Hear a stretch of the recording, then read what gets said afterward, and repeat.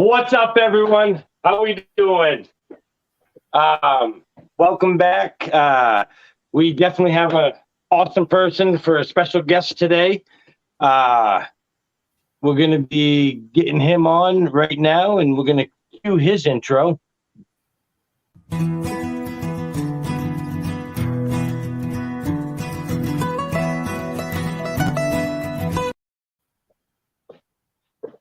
All right, I kind of messed that all up. I wasn't supposed to have you on, Patrick, yet.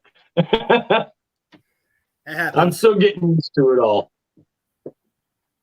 But, so how are we doing? I can't complain. How about you? Not bad. Busy. Like everybody is, you know. It's not a bad thing. That is one thing about this hobby. It does keep you busy, doesn't it? Oh, yeah. Well, so you want to introduce yourself and tell you who you are. And I'm Patrick from Macc. Me and my kids have been for my kids this time it's been like 2 years we've been keeping snakes, and this is our second year breeding. Nice. I had snakes when I was younger. I grew up catching anything. If it moved, I tried catching it. From water snakes to garter snakes, frogs, crayfish, the whole nine. Yep. I was like a lot of kids. I wanted reptiles at a young age, and I'd go and pine over them at the pet store. And a couple years ago, my kids were like, "Daddy, I want a reptile." So we went to a local reptile show, and we started with a corn snake. And then I kept telling my daughter when she was living with me, just hold the ball python. And then she did after she got her corn snake. And 2 weeks later, she's like, "I want ball python now, Dad." Dude, I love the ball pythons. I just think they're one of the best snakes, I do. You don't have to worry. With the kids, I like the ball pythons, but I prefer boas over ball pythons. I will say boas definitely got a different personality. They do. Well, unlike ball pythons, I think each boa has its own personality. Amen there. Whew. I've seen some pretty mean ones. Well, and that's the thing, and it depends how much you've handled them or the person has handled them prior and stuff like that. I think that's even with, you must have noticed that even in your ball pythons, different personalities in them, each one. Yes, but for the most part, they're all generally calm. You know what I mean? You'll get one here and there that's snippy or needs to be worked with more. Like when they're first hatch, yes, they're all trying to kill you. Oh, yeah. Emily doesn't really like messing with the hatchlings, the first babies. I can't blame her. Yeah. I had a whole clutch this past year that each one of them, when the whole clutch tried to kill me for the first. I don't get it. Huh? I don't know. The first 3 months after they were hatched, they still tried to kill me, and then just one day, all of them chilled out. Huh, that's nice. Yeah. Yeah, like I always say, I like the chill ones that eat good. Yeah. Yeah. No, so that's kind of, and then I didn't know about Morph Market or anything like that, so I was getting a lot of my animals from other locals, other people who are building, selling, and breeding. And I don't know, it's so your kids help you. So your kids helped you. So your kids help you decide to get into the ball pythons. Yeah, when I got back in it, I had some when I was in the military.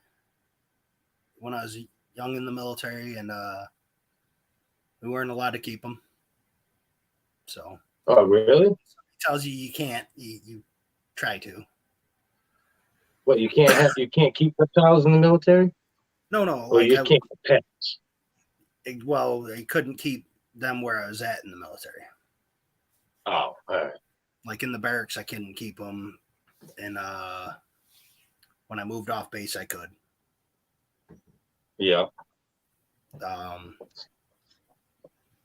don't know. This it's what I like about it is the community. Like you're up in Maine, I'm in Western New York, and we've talked one-on-one many times. But would we ever really, if it wasn't for snakes? Huh? Would we have ever met if it wasn't for snakes? You know what I'm saying? Probably not. And I was just telling somebody, that's the best thing about this community is what you just said. I've talked to people across seas, all over the world. If you think about it, and it's amazing, that, like you said, if it wasn't for the snakes, we would never even know each other. Yeah. And and like the good comes with the bad, and we could sit here and say, all this stuff, but a lot of it, besides the Facebook groups, because there's a lot of hate and stuff there too. But you also there's a lot of drama. Yeah, you have to pick what you're willing to deal with. You know what I'm saying? Like, I post some stuff in Facebook groups, and if They don't somebody like it. tell me if I'm wrong, then we can talk about it. You know what I'm saying? Yeah, I don't have to pay attention to them, and they don't have to pay attention to me. Exactly. You just gotta shrug a lot of that stuff off. Yeah. It is. It is what it is. Wherever you go, there's going to be drama. It's just like it's human nature is to cause drama or like drama. But you just gotta, like you said, take it as it is, and shrug some off, and and if but what's your favorite more? To be honest, it's Or black pastel. My favorite incomplete down is black pastel. Black pastel. Mm-hmm. That's yep. I'm about recessive. But I first, wait. Hypo or genetic stripe, to be honest. I do like the genetic stripe. Actually, both of those together are awesome, amazing. I have one. I have a genetic stripe. Yeah. So what? Albino genetic stripe female. Yeah, I know you got that albino genetic stripe. So what are you gonna do with her when she gets up to age? Oh, she's full grown. Oh, is she? Yep. I can grab her right now. Yeah, let's see her. I love the genetic stripe.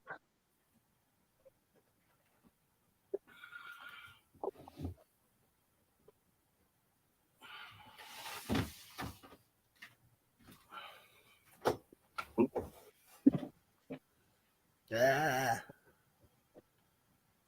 Oh, nice. So she almost a couple people have told me she looks more tri-stripe because you can see the three lines, and I'm like, no, that's just genetic stripes are. But she's solid line all the way down. Oh yeah. What did you pair her with?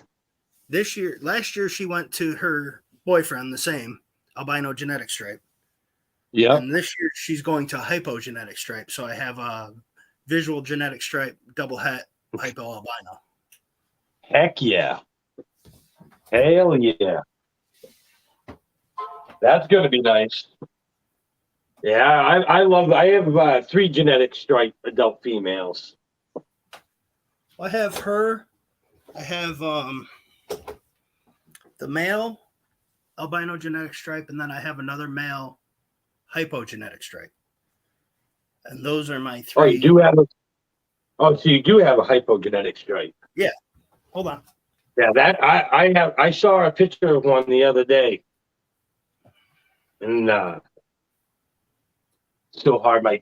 I'm using my phone, everyone, so my phone's way over. Oh, hold on. Let me get the comment. I am so sorry, everyone. I haven't looked at the comments.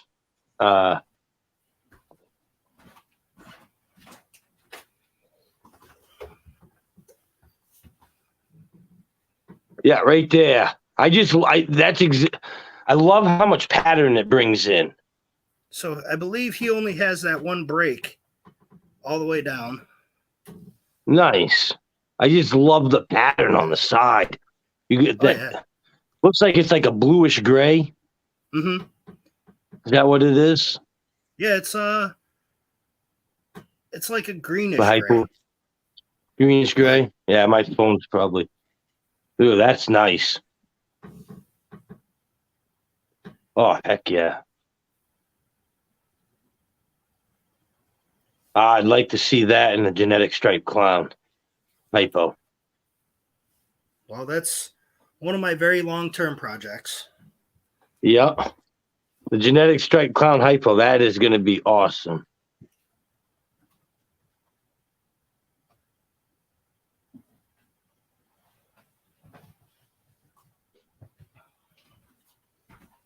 I don't have it yet, but you and I have talked. I'm getting an enhancer male once the weather's warms up more. Oh, yeah. Enhance, I really like. So I have 2 visual females right now, adults or sub-adults. Should be adults next year. Nice. I don't know. I don't like. I've thought about throwing him to the clown and then the enhancer to the pastel clown. Ooh. I really want the enhancer. I wanted to get the enhancer G stripe because then I can put it with the clown stuff that I have. You know, I'm doing that the long way right now. Huh? Said I'm going at it the long way right now.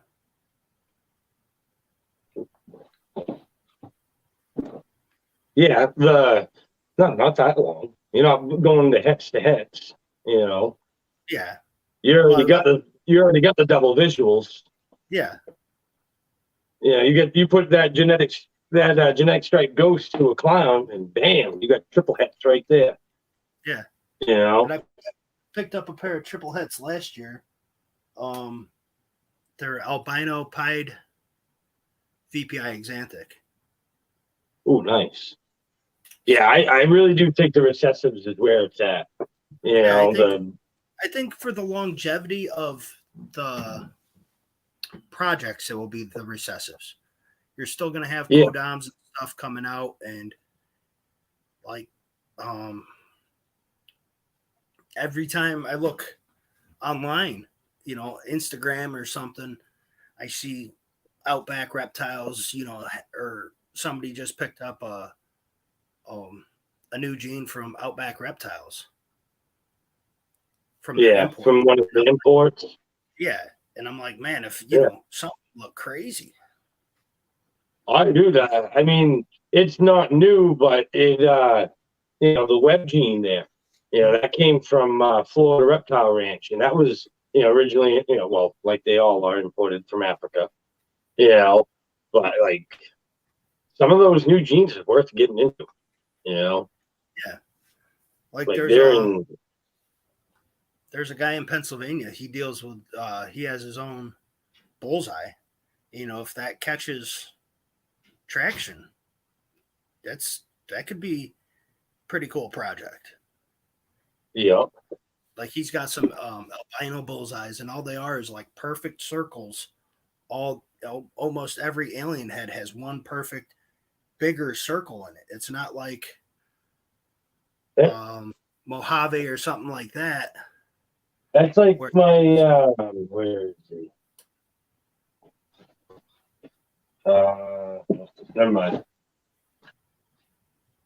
He's locked up. I'm gonna say my leopard 100% het pied. He's got like his alien heads. They got big, like single alien head, but big in it. Yeah, this is like a fat Sharpie tip. Oh yeah. They're like perfect all the way down. You know what I'm saying? Huh. Like they almost look cool. Identical. And I was like, you know, something like that you start throwing black pastel to it, could really whack out, or trick, because trick's my second favorite. I don't know. Where is he? I don't know if he's popped up.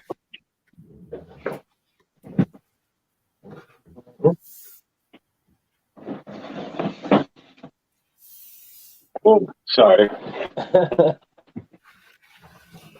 This is, I can say this is one of my favorite tricks.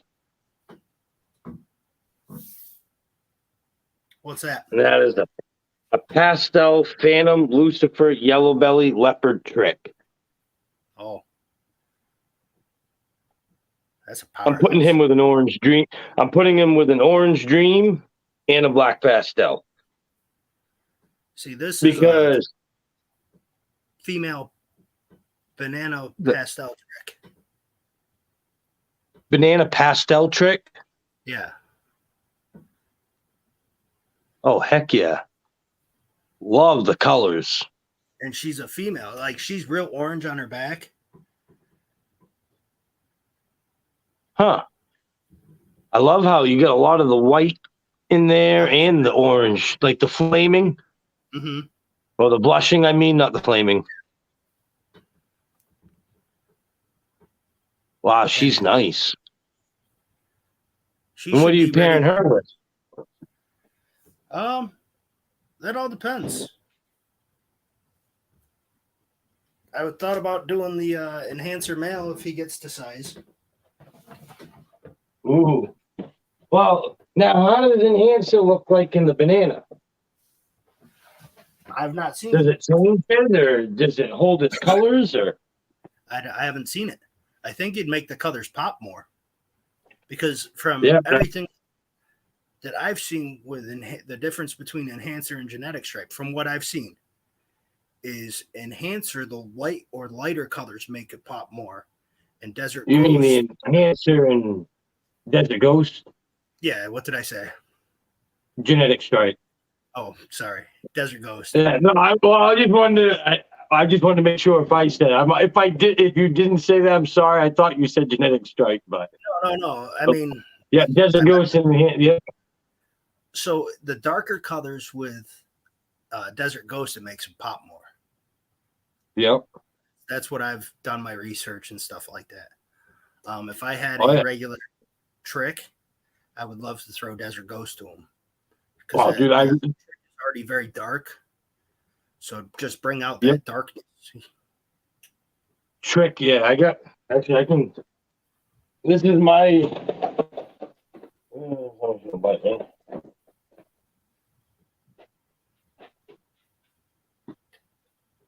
That's my female trick. Yeah, she's big. She's not super tricked out, but she does throw pretty busy babies. Yeah. Yeah. I'm putting the Fire Batman to this year. Okay. Yeah. And the main reason is I want to see the fire spot nose leopard trick. No, I don't even care about eventually making the clown. I just want to see that head. Yeah. Because I mean, this is what well, just imagine the super trick. You know what I'm saying? He's in the middle of the shed, right? But I'd love to see Trick in that. Yeah. You know, that camera's hard to. Well, then too, like I think like the super trick spot nose would look pretty cool. Oh heck yeah, yeah! Because Jason from Goodies Exotics and Andrew from Snakeworks, they both have been making the super tricks. Yeah. They made the super trick albino. They made the super trick Mojave. The super trick. I think a super trick yellow belly. Dude, they're awesome. You know, like trick is becoming more common where it's easier to pick up. He's about to go in the shed, but this is my busy trick here. I don't know if it's a chocolate trick or just a trick, but insanely Oh yeah. like busy. You know what I mean? See, this is where I want to see Webb in, Okay. because Webb cleans the inside of these alien heads. Like, I'm curious if Webb is going to overpower this, and see how like you have all this muddiness right here that makes it really tricky. I'm curious if it's going to clean it up. Well, it could, because Webb is a dark gene also, right? No, it's The base gene. like, I mean, this right here is a fire spot nose Webb. Okay. Now, can you imagine Desert Ghost in that? Yeah. You know, it's hard to get how bright it is. But the thing is, like, it doesn't mess with the pattern on it. Yeah. Well, that's the thing with some of the genes that clean it up. You know, that's what I would be. Like, this is a leopard web. Now, can you imagine? I said, huh? That's real clean. Oh, yeah, super. You know? But, yeah. No, like I said, like you were saying, you know, it's like I was attempting to buy 100 snakes one time from Africa. Yeah, You know, some of them, and that's how they come up with these genes, trick and Webb and stuff like that. Is somebody gets an import in and they call it whatever they want. You know what I mean? Yep. Oh yeah.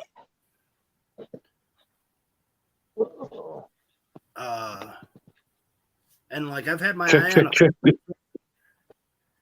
I've had my eye on a few different ones, and it's just which ones did you have your eye on? I don't remember their names, but like I have them like categorized. You know what I'm saying? And yeah, I'll go to Outback and look, and I remember. I know I want to page. I know I'd like to get into that Bambino. Have you heard of that one? Yeah. Yeah. I want to get into that. I think that's got some crazy pattern to it. Well, and I guess that's why I like the trick in black pastel, because it's darker. Except for when you add pastel and banana, and that's really light and that pops. Yeah. But they're dark and they distort the pattern so much. Yep. Only downfall about trick is it's not consistent. You know, like you can have a basic female that barely even shows trick signs throw off a super busy trick. Then you can have a busy trick show off a, you know, one that you can, it possibly might be trick, you know? I got, it's a possible trick. And then I got a possible Cypress. Ooh, pull her up. I love the Cypress gene. I'm a huge fan of it.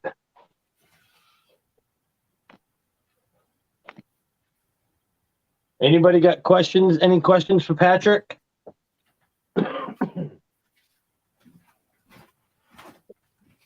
This is the possible trick, and to me it looks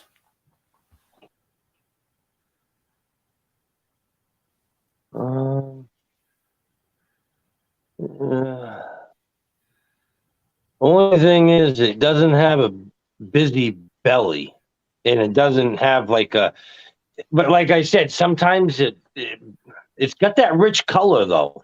Yeah. It's got the rich color. And actually it's pastel, but you can still see the rich color I'm talking about. Hold up that snake. You can see the rich color in it on both of the snakes. You know,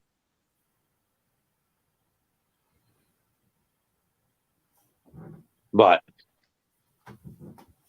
no, that's like I said, it could be.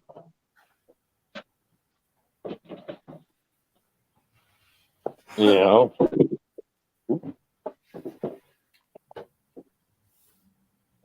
No, I'm gonna say I want to see the Cypress girl.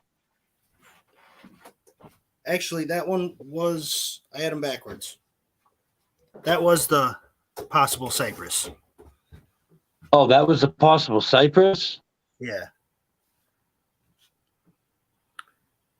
And then this one is the possible trick.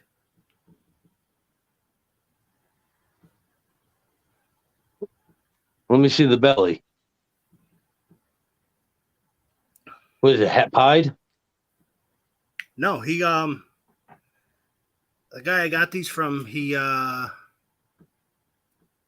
said all he knew about them is what he told me the pairing when I forget now. And he said that he believes that the one is Cypress and the one is trick. Let me see that Cypress girl again. Yeah, that possibly, I would have to say that one right there is probably trick. You can see the rich color, and you can see that the alien head.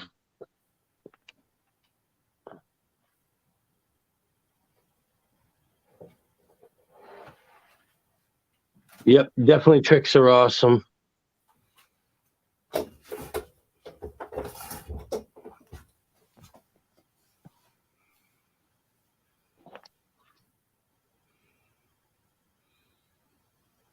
Yeah.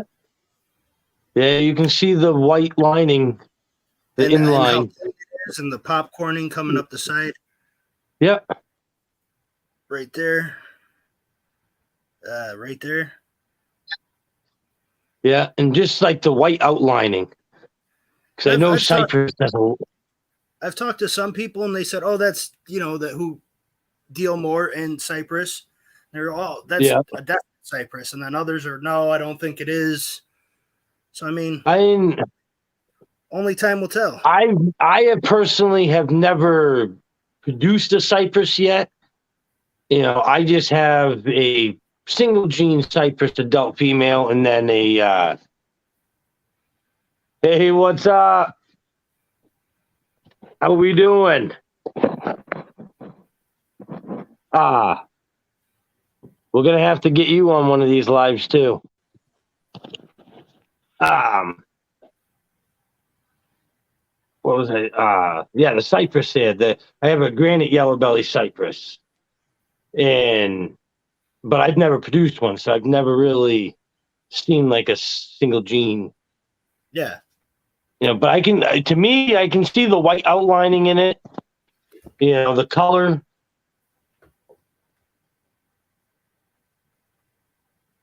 Yeah, because it doesn't have it has that rich color. It doesn't have that normal. Still nice though. Oh yeah. But definitely worth taking it and proving her out. Oh yeah. Now you need to get a Cypress male so you can produce super Cypresses. Well, that's the plan. I mean, I have another. She's still a baby, so I mean, I have another. 2 years? A year and a half? This is a Granite yellow belly Cypress, but see how you got all the white outlining? Yeah.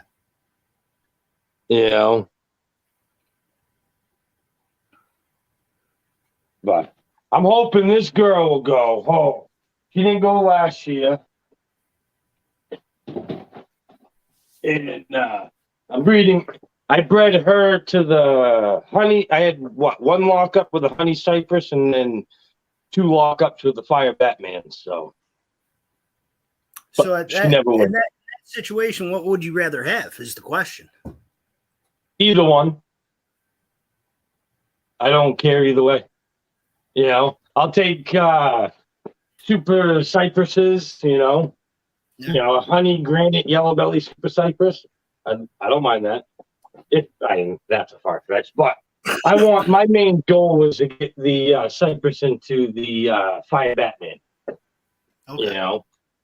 I So want the Cypress. Fire Batman hit it up, then the Super Cypress, and then make the Super Cypress right now. The what? You'd rather have the Fire Batman hit it up than make the Super Cypress right now. Oh yeah. Oh yeah. Yeah, I in the Super Cypress, I think they're awesome, but I'd rather have it into the clown as soon as possible. You know? Yeah. That's the thing is I've had to make my That's the difference between working incomplete dominant genes and recessive genes. You know what I mean? Because the faster you get into recessive, you can move further down. That's why the faster you can get it into a recessive, the farther you can move it down the road faster. Exactly. You know, there's multiple. Like I said, you know, I made my double hets as soon as I could, but when I made my double hets, I tried to get as many codons in there as I possibly could. You know, so when I hold back my double hets, they're somewhat powerful breeders. You know. And that's one of the things that I like about breeding is now I can pick what I want to hold back or what I want to keep instead of. I like having repeat parents though. Yeah. Because with repeat parents, you can sell them. You know, like these. You know, I didn't want to sell these guys. Somebody I talked to not too long ago, he does he said if he does a repeat pairing and a recessive to make hets, he'll keep all the females except for one out of the first and sell the one female and all the males. And on the second pairing, he keeps two of the males and he can sell all the females. Because he already has the females in his rack growing up. And I thought that was an interesting way to look at it. Yeah, like I did the pastel genetic stripes of the Fire Batman, produced these. You know, I kept all the females. Mm-hmm. And I ended up with two of these. And now this year I repeated the parents, and now I'm going to be able to part with some of these females. Yeah. You know. And have, because that's where I had a hard time. Like when I tried figuring out, it's like, you know, I love the genetic stripe clown project. I love that. But no one's going to really part with a, you know, pastel fire spot nose leopard, double head genetic stripe clown female. Exactly. You know, who to find someone, huh? That's what you have to figure too. What is your end game? What is your long run? You know what I mean? What are you trying to make? I don't think I. 5 years? Huh? I said that's how I look at it. What am I trying to make in the next 3 to 5 years? Yeah, that's pretty much what I do. I don't like everyone's like, well, what's your end goal? You know what? There is no ending to it. No. And like I still write all my pairings down. I have a pad of paper right over there so that I keep all my pairings on. I don't use Husbandry Pro or nothing like that. I would love to have it. I would too. You know, it's just the money right now. Yeah, I mean, I don't even. My thing is not necessarily that, but uploading everything, all the time that it takes to put all the animals into it. And I mean, because I know what I have and I know you're bigger than me, you know what I'm saying? So it'd take you twice as long to put all your animals in. Yeah, dude. Yeah. See, that's where I'm not good at the computer thing. That's one of my main reasons why I haven't got any of that. Yeah, I'm old school. I'm like you. I get the pad of paper. Yeah. Everything. I have codes. Yeah. I write down different different signs. Okay. Yeah, that's what I do for clutch cards, you know. Yeah. Oh, now you know you gotta see. I made it visually for Emily. You know, you can look at it, you know, there's a male there and there's a female there. You know. Yeah. So here are my clutch cards. I mean, I'm simple. I'm a little old school with it. I just wrote down what they were. You know, cut pip date if you're gonna cut, what day, slug. Yep. One 8 good eggs. One was slug. One was non-viable. Yeah. I mean, Yeah, that's all. That's pretty much what I had. The person down the street and across the street from my friend's grocery store, she has a printing thing, and she printed those up for me. And I think I pay like 10 cents a piece. You know, Yeah. I figured 10 cents for that. To me, it's worth it. You know, because once you buy it for the snake, it's there. You know. I mean, I use I cut up the big Post-it note pads. Like this is I have a big Post-it note pads. Oh yeah. And then I'll put, you know, what it is. That's just the name of it, and that it's a female. But like ones that are hets or something like that I can't visually tell, I'll put, you know, feeding on there. I only put feeding on if they miss a meal. Because if they eat, really? I don't annotate it on there. You know what I'm saying? Yeah, I don't know. Dude, I'm pretty. That's one thing. Like, I know, like, I'm the only one that does everything on the feeding and stuff. You know, so I have like a crazy feeding response here. You know, and well, I mean, so let's but say like this, like I get like on mine, you know, that's not a good idea. All right. She's lined right up. But so when I put a rat in there, I twist my tag sideways. Mm-hmm. So I know there's a rat in there. And then when I go back and check if she's eaten, then I'll close it like that, you know, or I'll take it out. You know, just I got the Velcro on there. Mm-hmm. That's usually what I do. You know, I usually don't keep track of, you know, when they, like right now, I think I only got like 4 or 5 of them that aren't eating right now. So I track when they don't eat, even when they're growing up and they don't eat. Like, so you'll have some that just decide not to go on a hunger strike or something. I track that. I don't track if there's nothing written down like her. So I made that tag 2 months ago and she hasn't missed a meal yet. You know what I'm saying? Oh, so, yeah. I'm not, but I have probably 99% feed rate first time. So I mean, not with the babies. That's a good rate. Not with the babies, I'm saying, but the ball pythons. And now you take I have 100%.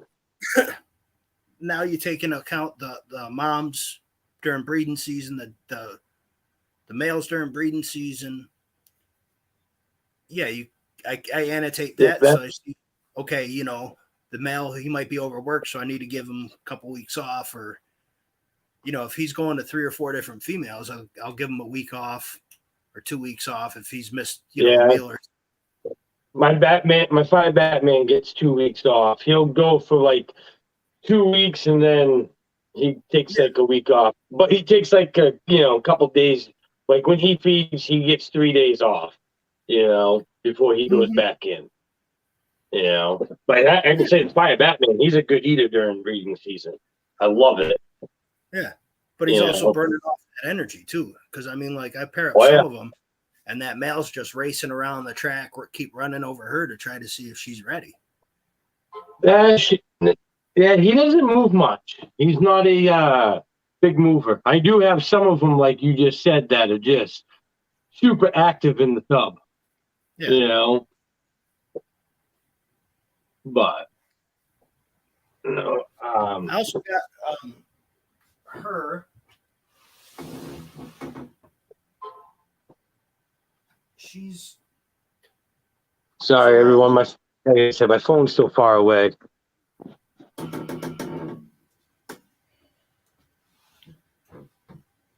She's When a we got pastel vanilla fader. the pastel vanilla fader. Yeah. Yep. Yeah, I was talking to Rob about the fader, Gene. Yep.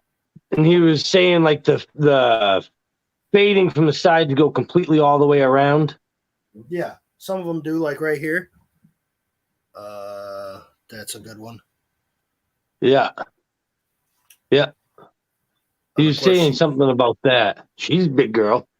oh yeah. See how it's almost all the way right through here? Yeah. Yep. Like, wow, she's See, not. What is she again? pastel vanilla fader.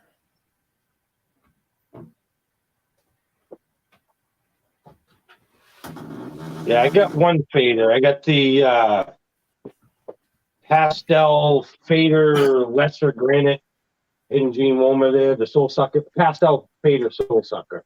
That clown. So, and this was my male. He's done a lot of breeding so far this year. You and I have talked about him before. Not a lot of people work with the Gene. I think you said Acadia does. Is this the Green Ghost? Green Ghost, yeah. Yep. Yeah, Dale from Acadia Balls, he has one. I think he has an Enchi Green Ghost or pastel Green Ghost. And Yeah. he went to her to make hats. Nice. Because, I mean, imagine that kind of. This is a lot more smokier color, I think, than the What's Hypo. up, Gerald? Yeah, I know his. I really liked it. I really did. Like, The whole thing has kind of a greenish tint to it. yeah, Even that's what on I the was back, about to say. like right through here, Huh? right through here is not brown; it's like a greenish color. Dude, I'd love to see that. Can you imagine that with Trick in it? Well, that's what on down the line. I mean, I only have those 2 Trick females, but I eventually want to get him into something like that. And Oh, heck yeah. Because, like, he's already busy as it is, you know? yeah, so he went to I think 3 or 4 girls this year. No, you're right. The Green Ghost, you can't put it. The Orange Ghost does not work with it at Yes, all. they're completely separate. Anything hypo. Yeah. besides Green Ghost is by itself. And that's one thing that I like about it. You know what I'm saying? It's something that's not really worked. So let's face it, it could be a home run or it could be a flop. You know what I mean? True, but I don't think you can flop with it, though. No, I mean, there's a guy out of Canada. I can't remember his name. He works heavily with Vanilla Ice over there? No, not Vanilla Ice. It's Sorry, Jason, if you do watch this, but you're not going to. But I was gonna say he doesn't watch YouTube. He doesn't I even was watch saying his. you don't watch nobody's videos, not even his or Brian's. It's the guy that found HRA. And his name's escaping me now. I've talked to him a couple times about Green Ghost. And he's got like 3 gene recessive animals with it and stuff like that he's holding back to work with to find out what really works best with it. Yeah, that's the trick. Before you got to see what goes with it before you really can advertise it too much. You know, it's hard. Just like that web, it's like, you know, I can't wait till I start producing some good stuff with the web. You know, to show what it does. It bothers me when I can't remember somebody's name. I hate that. It's hard because, like, nowadays you hear millions of names now. You know, especially through all the social media and everything. It's so hard to keep track. Mm-hmm. You know, I mean, I've talked to Dale from Acadia about it. I've talked to the guy from Canada about it. And I don't know a lot of other people that have it. So I mean, it's one of those that could blow up one day. That it's kind of like we were talking about the import jeans, the Dinker project and stuff. You don't know when it's gonna blow up, or if it does blow up, or if it belly flops. I mean, look at hypo, just regular hypo. That's coming back, you know. Everybody's wanting the hypo clowns and the hypo pies, and you know, they're loving the hypo with the other recessives, you know, and like the hypogenetic stripe. Yeah, like I have a orange ghost too. I call them all hypo. I don't know. I'm a little old school, I guess, or a little different. So that's my green hypo, and then I got a regular hypo, the hypogenetic stripe.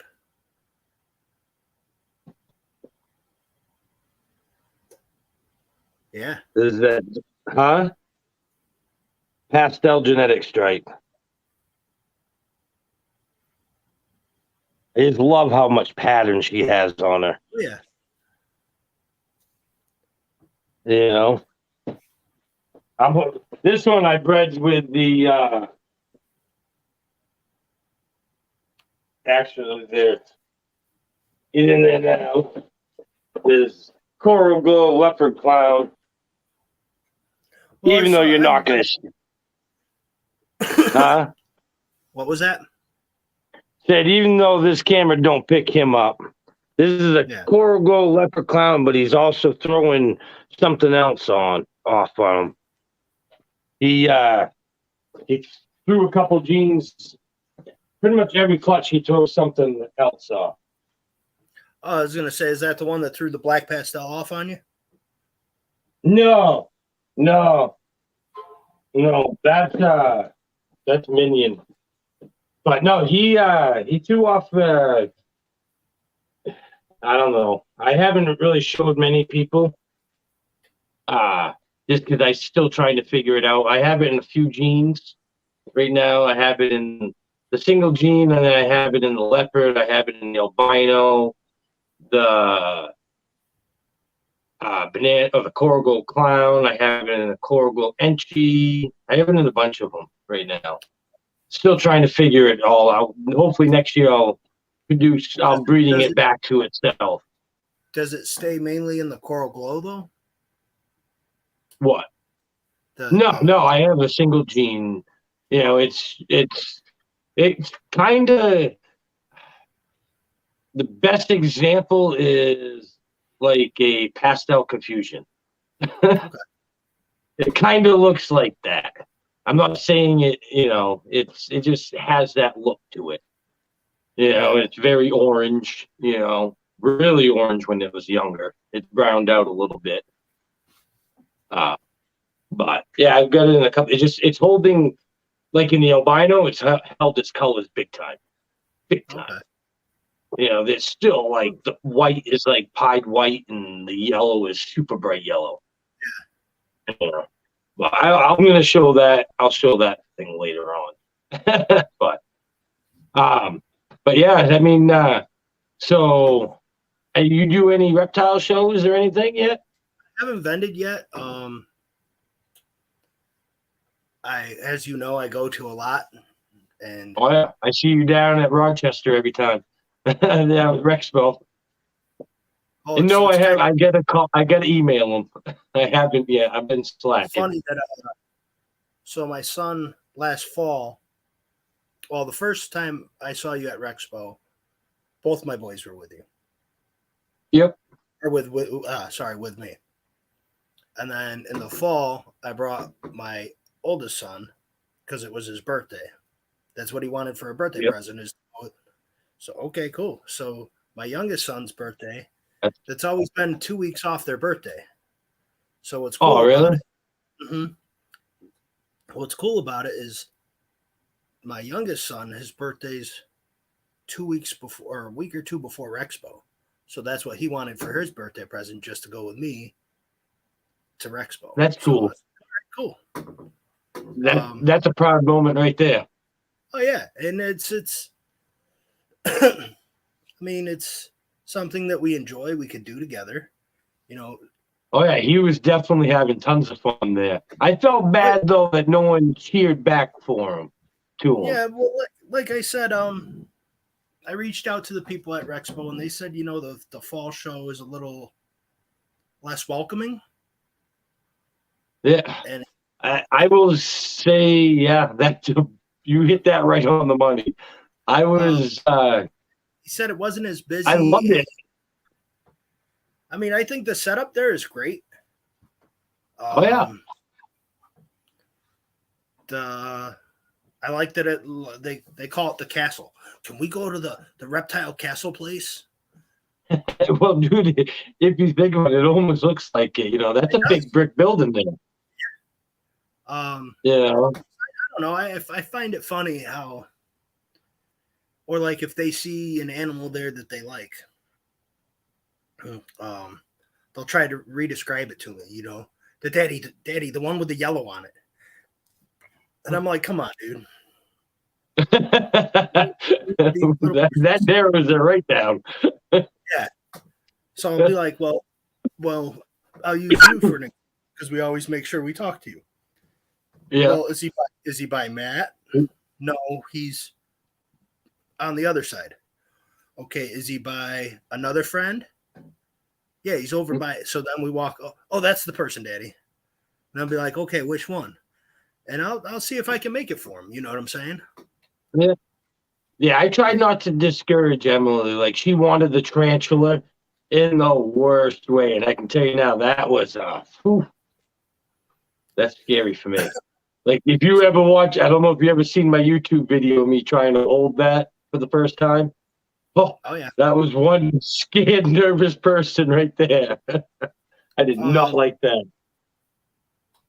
I mean, but you can't discourage the kids. No, we had a millipede. Oh yeah. We have crested geckos. We have a tokay gecko, a corn snake. How do you like the tokay? How do you like that tokay gecko? So he's mean. Yeah, my buddy had one, and I've tried handling him, and he wants nothing to do with people. And I forgot that they bark like that. Oh yeah. So one night I was by myself watching TV at home, and it just started going off, and I was like, "What the is this?" Every light turns on, and I'm running around the house crazy, and because once the lights turned on, he stopped, and I kind of got freaked out. So I was leaving my room, and his cage is in the hallway. And as I turned the hallway light off, because I can walk down the dark hallway, whatever, he started going again. Yeah. And I turned around, and then it dawned on me what it was. But I'm telling you, Buck gave me a heart attack because it wasn't quiet. He didn't start off quiet. He just started full bore. And it is what it is. But he's cool to look at. That's about it. Yeah. Consider, like, my buddy had one, and it was like he had the same thing. He had no one told him. He bought it at the New England Reptile Show. He just thought it was a cool gecko. And all of a sudden it started barking at him. And it was, what the hell? Oh yeah. Yeah, but dude, that thing was vicious. We have a rule: nothing with more than 4 legs now, and nothing that's going to make sound at night. So like those are good. Hamsters or something running on a wheel, or they really want to me, rodents are snake food. That's what I consider it. Want the hedgehogs, and I'm like, no, because you hear that all night. You know what I mean? They make their little chatter noise. No, I'd rather not. And you know what? That's funny that you say that. I was gonna change it up and have the live in the rat room, but then I shut the fan off, and it's like all you do is hear babies squeaking and or rats nibbling on food, or it's just like, all right, this is pretty loud in here. Yeah, I mean, like my rat shed, I go in there, even during the day, and I'm like, holy hell you guys are Oh, loud. so you do breed your own rats? Yeah. Yeah, that's I wish I didn't have to, but I'm glad I do. I'm rebuilding colonies right now, so it's I'm kind of at a lull. But Yeah. when they take See, back that's off, why I'm huh? when they take back off, I should be sitting pretty good. Nice.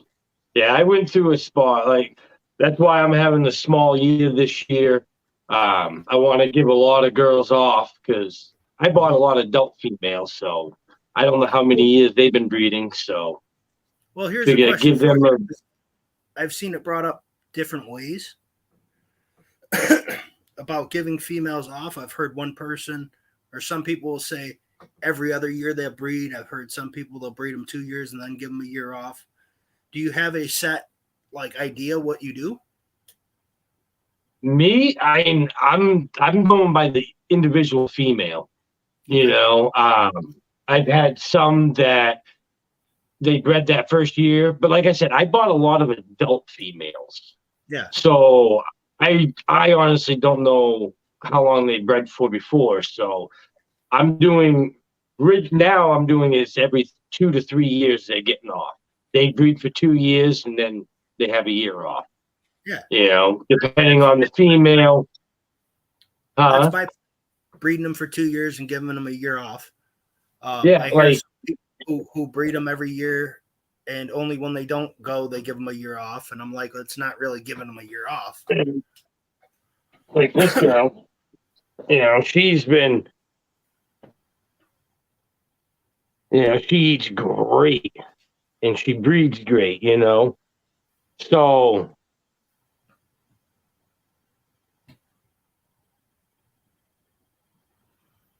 I'm pretty sure she's gravid. Yeah, she looks a little swole. Yeah, I can feel the eggs in her. Yeah, But well, the that's one that a I just repeat showed, parent. the one that I just showed, that pastel vanilla fader, she's gravid right now. Yeah. Yeah, a lot of them, I'm only breeding, I think I might, if I'm lucky, I might have 10 clutches this year. You know, like last year I had 32 clutches, and the year before that I had 27. You know, so I want to take a little break. I want to boost up my rats. Huh? I'm pairing 20 girls, and I ultrasound the other day or last weekend, and Oh yeah, you got that new ultrasound. How is that? it's pretty nice, man. And congratulations on that. Yeah, thank you. You know, I'm blessed to win it too. You know what I'm saying? Oh yeah. So I didn't really know what I was doing, so I didn't measure. I did like my little redneck cheat sheet that I made up, and all it was is the animal, and if they're big, they got a YB. You know what I mean? Yes, big. And what's funny is I ultrasound and the eggs, because I call them eggs. If it can't fit in the block, that's an egg. Yeah. And some of them were like that. So I'm sitting Nice. on like, I want to say like 4 or 5 were already like that. So, oh heck yeah. Yeah, I mean, I should have, you know, I just had my first clutch of the year, which was a super pastel to a banana black pastel. Oh heck yeah. That's a good combo. Black pastel and bananas are awesome. Yeah. Awesome. And I mean, this is my boy.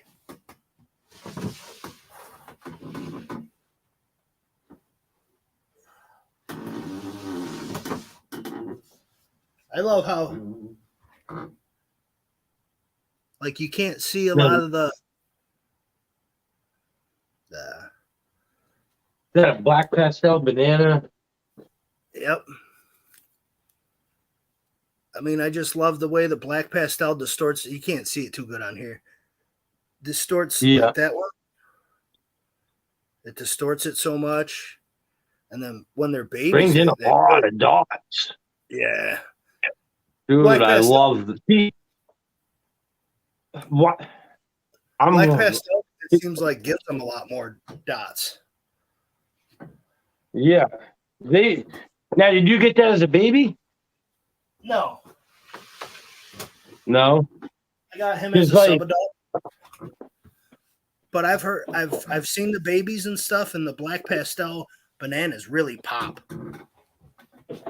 yeah, I'm trying to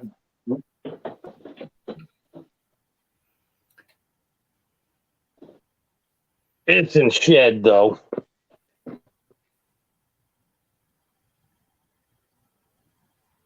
That's Yeah. a black pastel banana.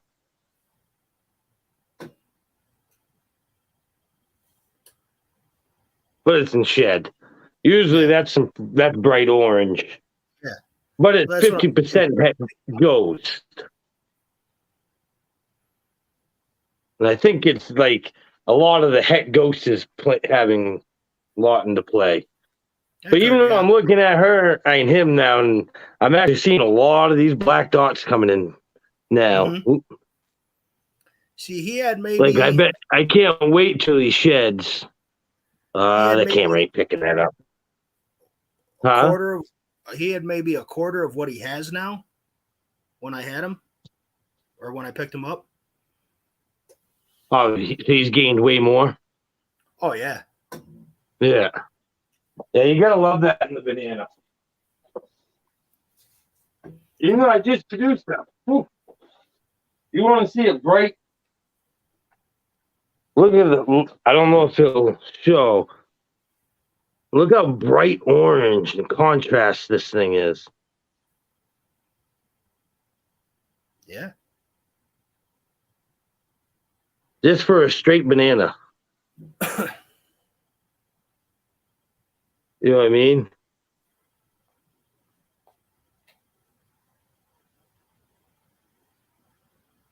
Yeah, that was that last clutch I just had, the first clutch of this year. Yep. Hey, thank you for everybody showing up in the chats. I see them, but I don't know how to respond.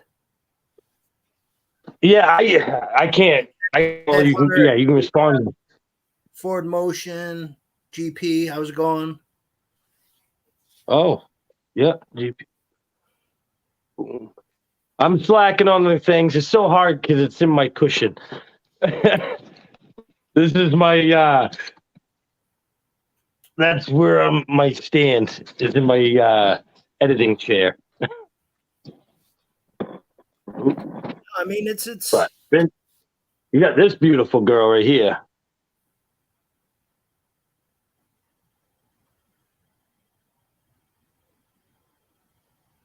Now what's she? She is a fire spot nose. Okay. Hat clown. Definitely nice. Definitely nice looking. Yeah.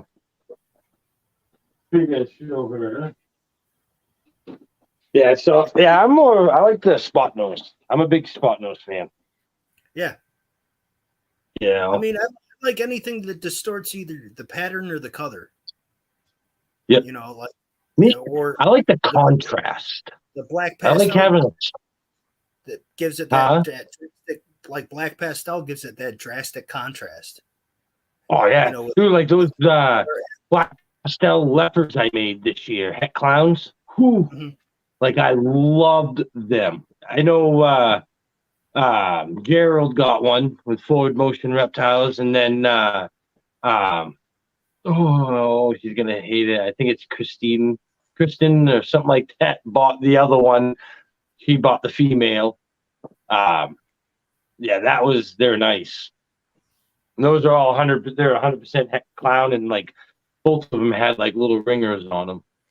So possible het pied because the father was 66% het pied. Yeah.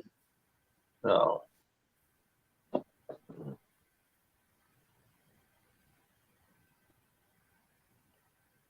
Oh heck yeah! Yeah, you should do a YouTube, and you need to get YouTube going on. I've thought about it. I've kicked around the idea, and like I said, I mean, and I've told you, I banged up my knee around Christmas, and I was supposed to get surgery and stuff like that. I haven't been able to work on my reptile room in my basement. Yeah. I would I say think, it was getting along pretty good. yeah, in the next few weeks, I should have that knocked out. I've talked to some people, got some guys helping me. If I could get that knocked out, because everything's in my room right now. So I've thought Yeah, about that's setting and doing a YouTube, trying to do YouTube videos, but I don't know. I think I would prefer live because then it's me talking to you. somebody Yeah, but it's compared still to YouTube. no, You still do yeah, like I'm going through YouTube. like I'd much rather do lives than recorded videos and then have to edit them because like Amen you there. said, you said that one, it's a pain, and I'm not Mm. really low tech redneck. A what? And You broke up. I call myself a low tech redneck Oh, because I yeah. don't understand. I'm the same way. I don't understand a lot of the stuff, and and it is what it is. But I mean, I'll gather it along the way by talking to people and trying different things. And like I know a lot of people been killing it doing the shorts. Yeah, I haven't done too many of the shorts. Yeah, I honestly like these lives. Yeah, Like you said, I don't have an hour and a half of editing to do. yeah. You know. Well, and that's the thing is like I know some people who do or focus on the shorts, and they're like, yeah, I can bang one out in 20 minutes, and I'm like, do you just clip the front and the end and just leave it like that? Yeah, I did that. I did that one. Oh, I think I got two shorts, and that's it. So. But like with, and I think you have one with Cookie Eaton, right? Is that one of your shorts? Yeah, that's it. Yeah, the cookie. No, I think no. She was climbing up on me. Yeah. Yeah, climbing out of the cage, and then I did the one with the egg, the snake coming out of the egg, or poking its nose out. That was it, But with YouTube, it has nothing to do with the video. Yeah. All it is that thumbnail. Yep. In the title, because I have another YouTube channel, my personal one there, and like I have one video on there, and it was when Tessa was younger, and Emily and her are wrestling. And when YouTube chose the thumbnail, they picked it when Tessa was kissing her face. So I just went with it and said, press a Canaro attacking kid. She's attacking her with kisses, doesn't not biting her, just kissing her. But I got 50,000 views on that. It's like a lot of drama with it. That's all I can say. But it's just a thumbnail. I couldn't get 50,000 views on my this channel. I've tried, but and it's like that's one thing. You got to be like good with words or something. Thumbnail. It's like building your brand, like we talked about the other day. Yeah, and it's who you I believe too. It's who you associate yourself with, who you I call it aligning yourself with. Yeah. Because and it's staying out of a lot of the drama BS too. Because if you like this person, they have a tiff with somebody. I mean, I don't fall into that drama. But it's how you want to align yourself or not. It all goes back to branding and what you want you to be known for, your animals to be known for, your brand. Or wrong side. Yeah, branding is huge. You know what I'm saying? Like, you just pulled the opposite. Yeah, branding is huge. That's why, like, when you go to the expos, this is what you see right here. My back of my banner, is because everyone knows me on my YouTube channel. So I figured people are going to see this camo. My main goal is when people see camo, like Reese's did a video and he saw a camo water bowl. I guess the first thing he thought of was me because of the camouflage, and that's, like you said, you want to brand yourself, and Yeah, that's exactly what I do right here. Emily and I will shoot, but only thing is, it still takes me more than 20 minutes to a half hour to edit it. And I'm a one shot. We don't retake. GP just hit this on the head. That's why I try to network with everyone and push being positive. That's a big thing. Sometimes you have to look past the negativity to be positive.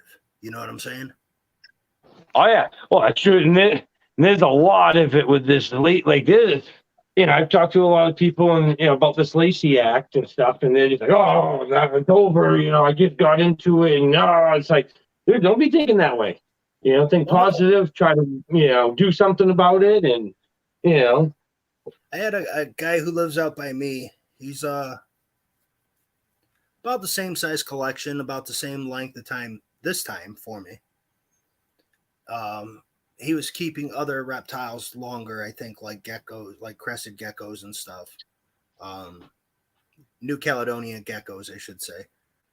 And he put up on social media through Discord, like, I'm not worried about the Lacey Act. It's not going to affect me. All I have is, the ball pythons and some geckos. And I was like, here's the thing, dude. It affects everybody. If you give them an inch, they're going to take a mile. Oh, you hit it right on the money the other day on military morphs. It is so much easier to fight now than it is to let it pass and try to get it back, because it ain't going to happen. Well, that's the thing. And people are like, oh, whitelist, blacklist.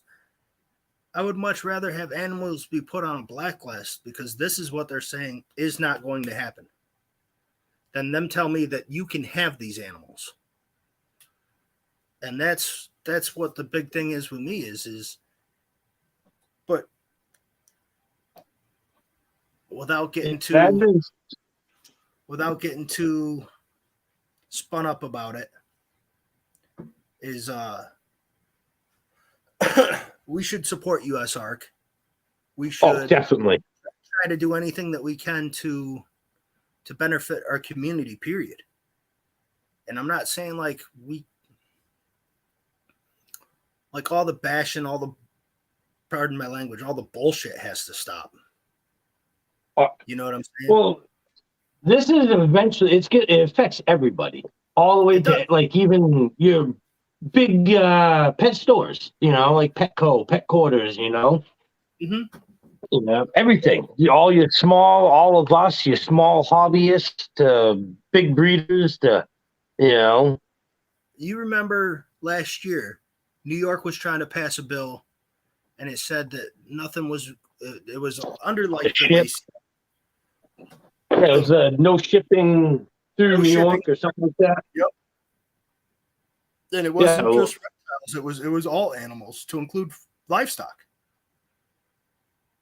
And I thought that was ridiculous.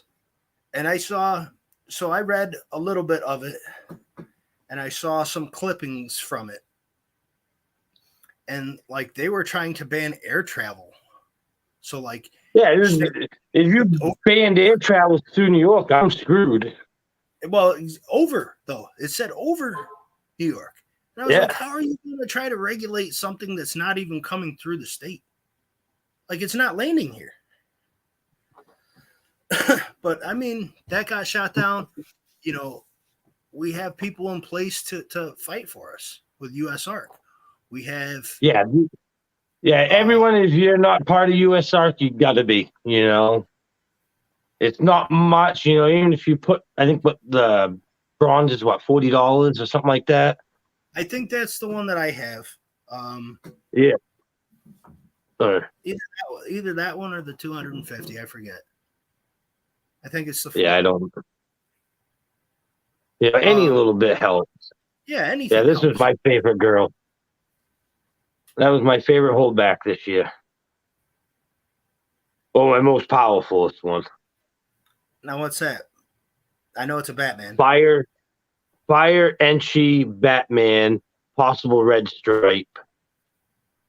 and she is 50% double het sunset ghost.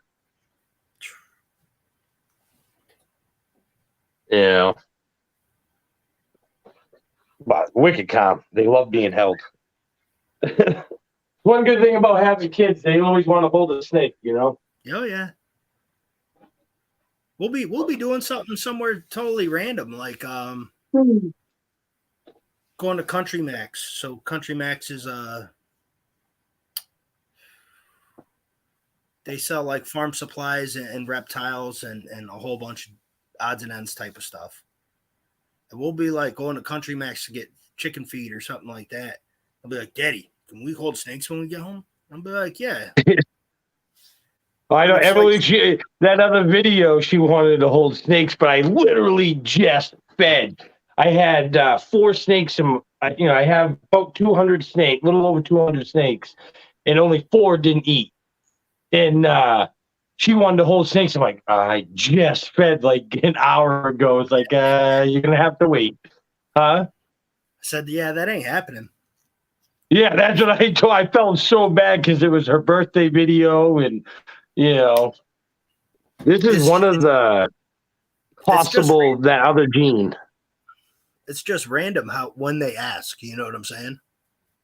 Oh, my kid always asks. She's always. This is a female coral glow entry clown possible. That other gene I was talking about. Okay.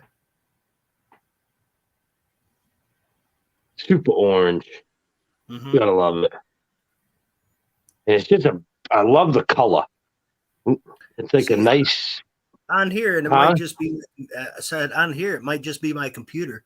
The sides almost look like a pastelish, like a banana pastel or coral glow pastel, but down the back, really dark orange. Oh, dude, super orange, and then the head. Yeah, head is super orange. But yeah, no, it's holding the colors good too. Nice dark orange. And what's she like? Yeah, no, I've noticed. Huh? What's she like? 300 grams? I don't know. Roughly 200 maybe. Okay. I think. I don't know. I really don't weigh them much. I just. Before I start breeding, I'll weigh them, all the females, and then like I honestly did quarterly, I'll my weigh first them. year. Like quarterly, I'll weigh them.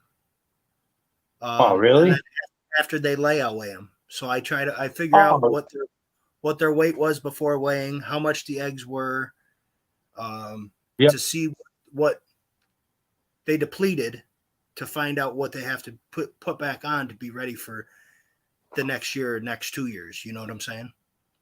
Yeah, if I see like a pre-lay shed, that's usually when I weigh them. And then once they lay, I weigh them after. And then I usually weigh the eggs. But I did notice that like a lot of, like my orange dream, she's short and fat, but she threw off 162 gram egg last year. That's huge. The biggest baby, I think, was like 110 grams or 109 gram baby. That's like that's my Bobby Hat Pie girl. She threw 8 eggs, and I paired her at like 1,800 grams. She threw 8 eggs. After she laid, she was down like 1,350. Yeah. And the eggs weighed, so the 8 eggs were 808 grams. So 101 grams a piece. I thought that was pretty cool. Yeah, dude, that's a good size egg, You probably threw off like 70 gram babies. Yeah, they were like, babies. I think the biggest one was like 82 and the smallest one was 69 grams. Yeah. So, yeah, I mean, in that ballpark. Yeah, those are great babies. And I lucked out and I got a head-to-head pairing. Out of 8 eggs, I got 3 pieds. Oh, heck yeah. Can't go wrong with those odds. complaining at Head all. to head. Yeah, you beat the odds there because you should have only got 2 of them. Yeah. Yeah, yeah, you gotta love it when you beat the odds. Yeah. You know, doesn't happen for me. It doesn't happen often. Oh yeah, and like this year, I think the black pastel hat. This clutch I did, huh? Was that the breeder's clutch? Yeah, Battle of the Breeders. This is the Reese's Python snake. I love this one. The fire spot nose Enchi clown head stamp, and it's the love the head stamp. It looks like an old school gas mask or Scuba. Dude, this one really does look like a scuba diver. Yeah. I don't know because it even has the snorkel that goes up. Oh, yeah. Yep. Right there. You know. But yeah, this one I really like this one. But like I said, this one's also the 50% double het sunset ghost. Yeah, I'd be holding on to all of them. I did. I had so many people wanting them, and I couldn't part with them. You know, saying unless like you wouldn't mind one, somebody, but I don't know who that somebody might be. huh? What was that? Said unless you want to let a pair go to somebody, but I don't know who that somebody might be. Yeah, I know, dude. I had somebody offer me a crazy amount for that Batgirl there, and I had to actually think about it, and I just couldn't do it. I couldn't part with her. You know, this one I really do think it's going to prove out to be Het Sunset. This is a leopard Enchi clown, but just he's got this camera's not picking up like the orange tinge to it. Well, but these are all possible. When I use my cell phone or whatever to take pictures, I'm looking at the picture, looking at the animal, looking at the picture. I'm like, you're not even close. Yeah, I know. That's why, like, I love having this camo background because it has a white on it, but it has the other colors. So when you're looking at it, and you can look right at the pictures and you can see that it's white. You know, so you can tell that there's no, like, I can tell you now, and I won't put any names out, but dude, do I hate it when snake breeders take a picture of a snake and just, they got the colors so messed with their phone to make it look better, you know? Oh, yeah. Oh, does that drive me nuts, you know? That's, I think it's the all-time worst, well, now you could be worse and just be like Robert. This is that last one. I guess there's only one left of that clutch, so I guess I might as well show it. Oh yeah. This is that fire Enchi female clown there. They're all possible red stripe. I don't know. I've never produced red stripe, and there's been like Blade. How it teardrops down the side like that. The Enchi makes it look close to like Blade, where how it teardrops down the side like that. Oh, right in there. Yeah, and I didn't think this is Emily loves the Enchi and the clown. That is all her. I bought an Enchi het clown just for her to produce them. We read, that's the thing is I'm going to be doing. I read the Fire Batman to my Enchi het clown. They're not het sunsets or ghosts, but I'll be able to produce, these guys and, be able to sell them this year, because I can't sell him because, or her, I should say, just because of the sunset. 50%, you never know. Oops. Yeah, But no, I definitely agree with you on that branding part. That is a big thing, coming out. That's why, I really wanted to, you know, make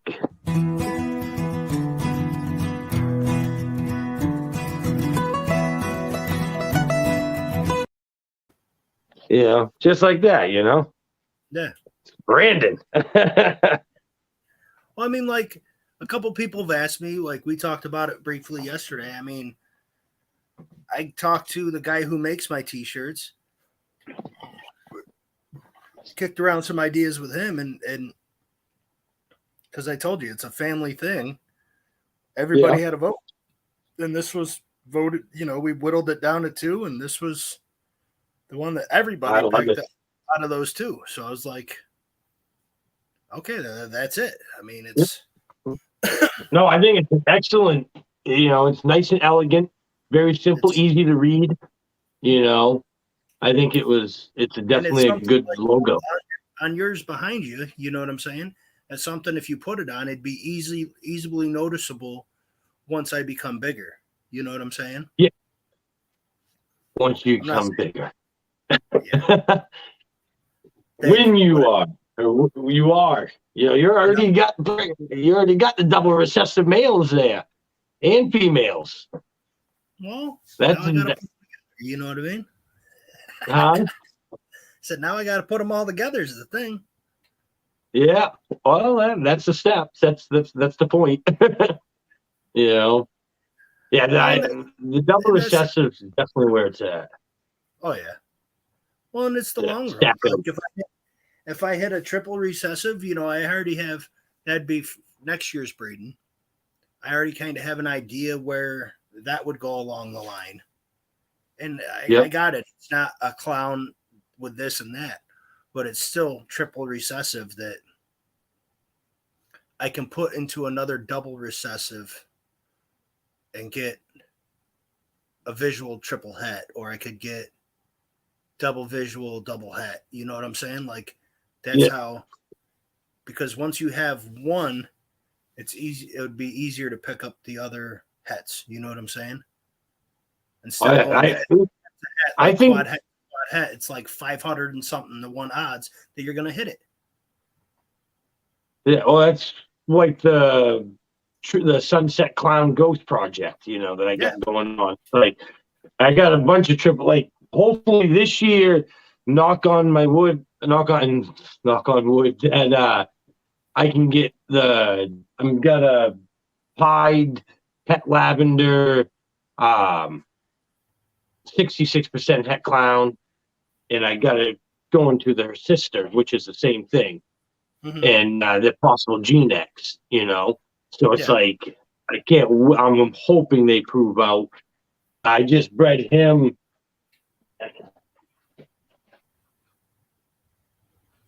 Ooh, they're locked up right now. I just bred that pie to this clown girl. She's just a very reduced clown. Mm-hmm.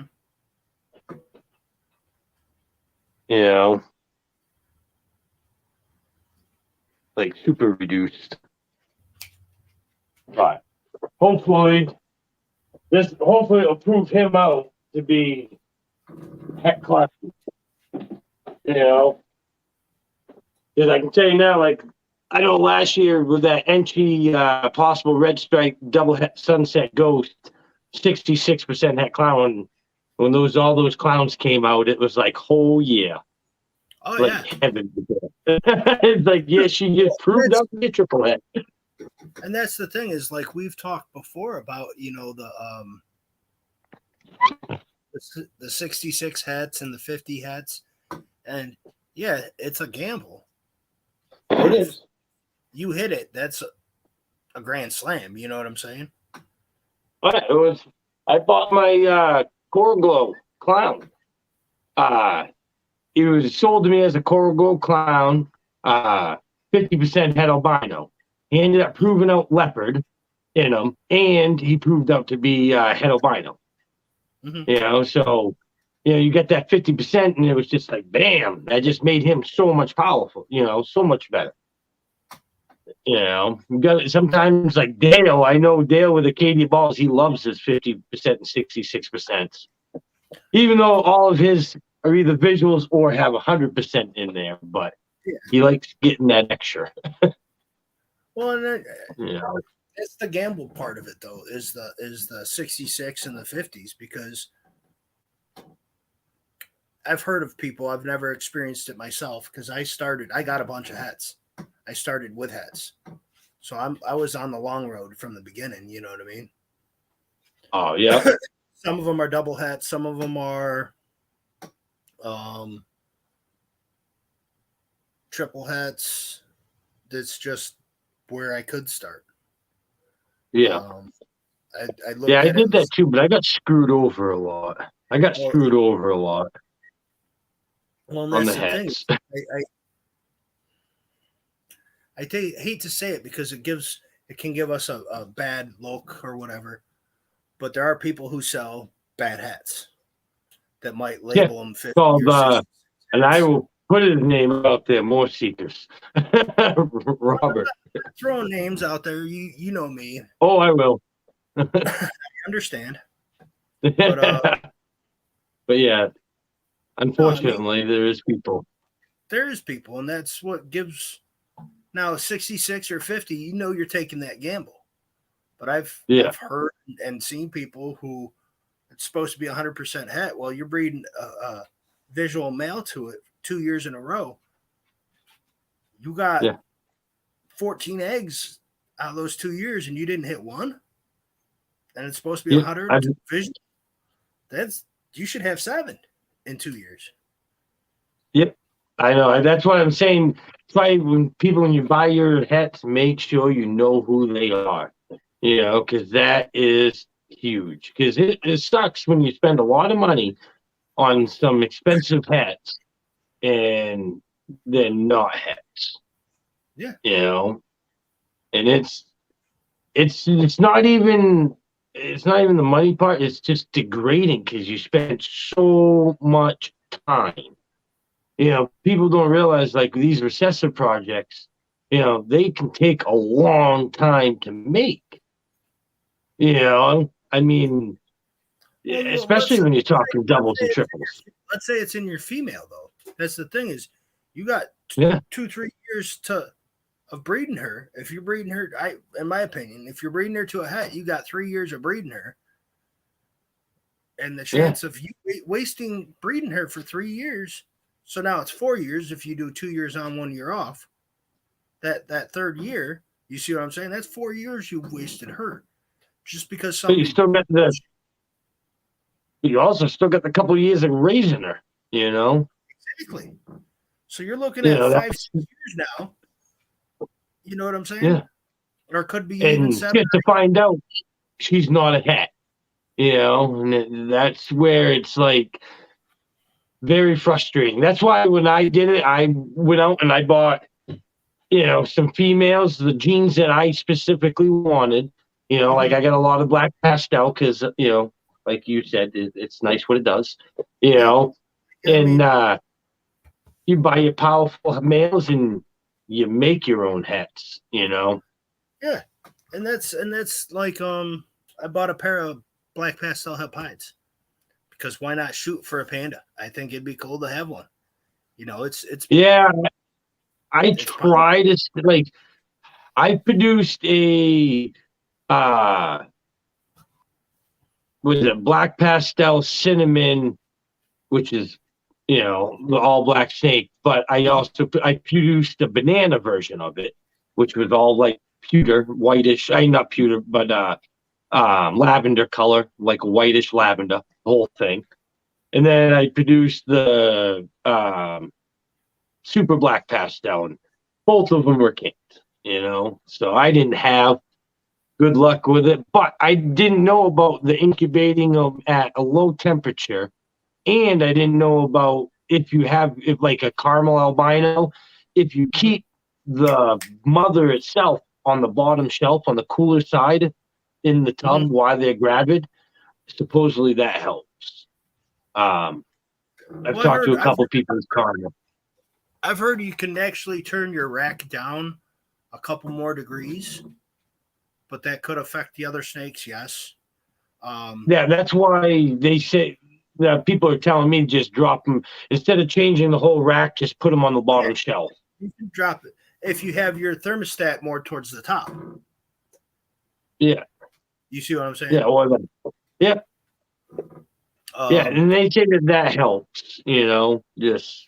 And I've heard you incubate between 84 and 85, and they go for like 65 days, 65 to 67 days, and 100% humidity. You keep pumping humidity.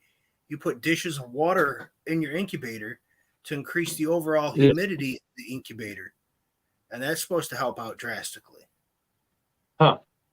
Yeah, see, I can say my egg boxes with that sponge thing is the best. You'll never have a dehydrated egg whatsoever with using the sponge and water. Mm-hmm. Now, you put your so you put the sponge in, you fill it up like 3/4 of the way on the sponge with water, and then you put your egg crate or dragon hatch trays you use, right? Yeah, easy hatch, same thing. Yeah. You put them right on top. Yeah, I just make sure I'll put we'll put half inch of warm water and then we soak the sponges up and then we put more water in there. Mm-hmm. I make sure that there is when you look at my egg box, the sponges are fully absorbed and there's a 1/4 inch to a half inch of water in there. So Vinny Myers, you know who Vinny Myers is, right? Yep. So he uses PVC pipes on the side. And then he uses egg tray on top or light diffuser on top of that. Yeah. And then he puts, I think he said 3.5 cups of water in the bottom, just uses water. I was like, there's so many. Yeah, the only reason, reason I use the sponge is when my incubator's out in my office area. So I bring my egg box all the way into the snake room, so I don't want to splash the water up. That's the only reason I put the sponges so there's no splashing to it. But yeah, I've seen people just use straight water. As long as that, everyone, I see these videos and they're like, oh, you got to measure this to the 50-50 and then they put the light diffuser on top of it. It's like, why? Just soak that stuff. It doesn't matter. The egg's not touching it. It's only important to measure that if the egg is actually touching that substrate. Yes. Well, then it's important. That's one thing that I learned. I had a batch of vermiculite that was too wet. Yeah, the eggs were sitting on it, and it didn't turn out good. I'll put it that way. Yeah, well, that's what when I first did. That's a learning curve. That's a learning curve. You know what I'm saying? Oh yeah, that's why my first 2 clutches, the Blue-Eyed Lucy's. I'm not gonna mention it, but he does a lot of educational videos. I watched him, and he's says, oh, you want to use 100, blah blah, 100 grams of water, 100 grams of vermiculite, and put it on this and you mitt. Well, I did that. And if you watch my first egg cutting video, those eggs are dehydrated. Mm-hmm. I honestly didn't even know if they're going to be alive. They're so sunk in and dehydrated. I'm glad I watched the video with Billy that threw a little bit of water in there, the warm water. And, but then after I'm sitting there and I'm just looking, it's like, why does it matter how much water's in there? The eggs aren't mattering. The eggs aren't touching it. So it shouldn't affect it. You want as much moisture in there as you can. Yeah. Without physically touching the egg. Yeah. So now what I do is it's not vermiculite, it's the white stuff. I forget the name of it. Perlite. I'm using that. Yeah. And I'm using light diffuser. Yeah. I want to pick up the Easy Hatch or Dragon Hatch trays and see how they are. Yeah, I haven't used the Dragon Hatch, but honestly, people make all these big deals about how it's shaped, straight on. Oh, no. I didn't know if I had one right there, but I can take my eggs and turn them sideways on that. Yeah. Easy hat. You don't have to have it directly right in that cradle, And Well, I've like had 10 eggs in that. we've talked, like I've seen some of them Mondo eggs that are like 125 plus grams or whatever, and Huh? they don't fit in the Dragon Hatch or the Easy Hatch. You know what? So I had the 162-gram egg. Those yeah. ones, the smallest egg was like 154 grams, and they all went on the Easy Hatch tray. Oh, did they? All of them. Oh yeah, I popped them on there. I mean, as long as they're not rolling around, they're good.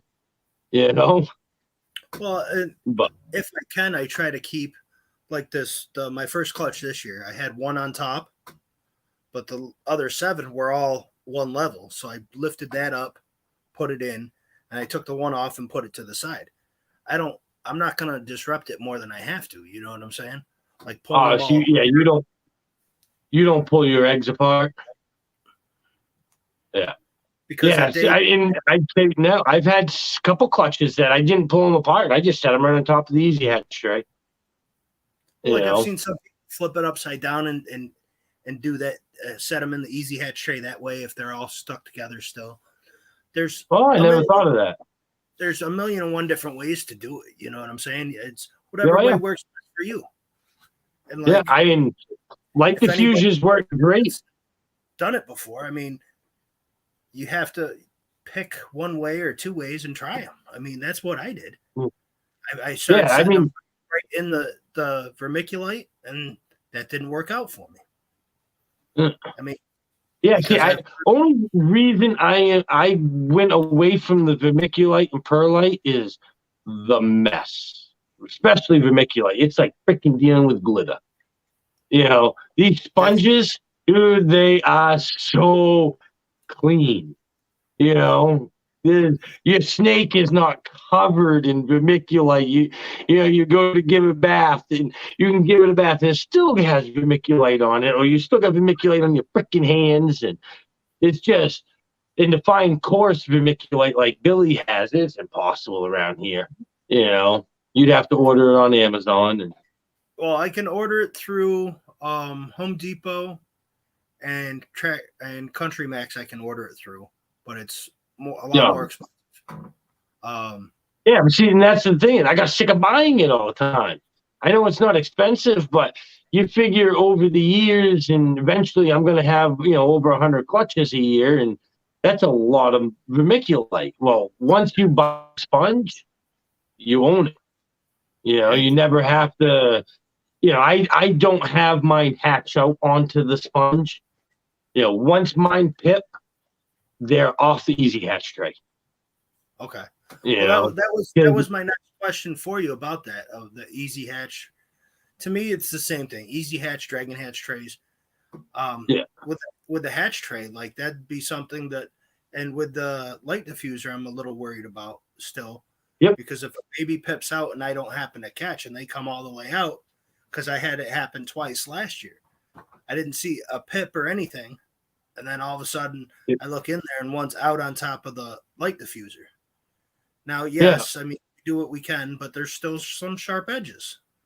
Like if they're poking dirt down between or something like that. And with the Easy Hatch or Dragon Hatch trays, I don't see that being as much of a problem. Well, see, that's why as soon as they pip, they're off that Easy Hatch tray and off the sponges and on a wet paper towel. Because my first year there, I went straight with the Easy Hatch trays, and I had 2 babies die because they got out, and there's like barely any room that goes in between the Easy Hatch tray and the tub, and they got their head stuck in between the Easy Hatch tray and the tub, and I'm taking a guess they used all their energy to try to get out, because I woke up in the morning and looked in, and their heads wedged down in there and they're dead. Yeah, I had 2 of them, and since I've been taking them, soon as the first one pips or I cut, then they come right off, and I haven't had any fatalities from that. So, like, and that was back to back too, So it was like, nope, Well, that was the first 2. like last year I tried cutting, and if cutting's your thing, it's your thing. You know what I'm saying? I won't cut now unless, or at least half have pipped. Yeah, you know what? That's my thing. Like, so far, there's been 2 clutches that I so badly wish I cut before.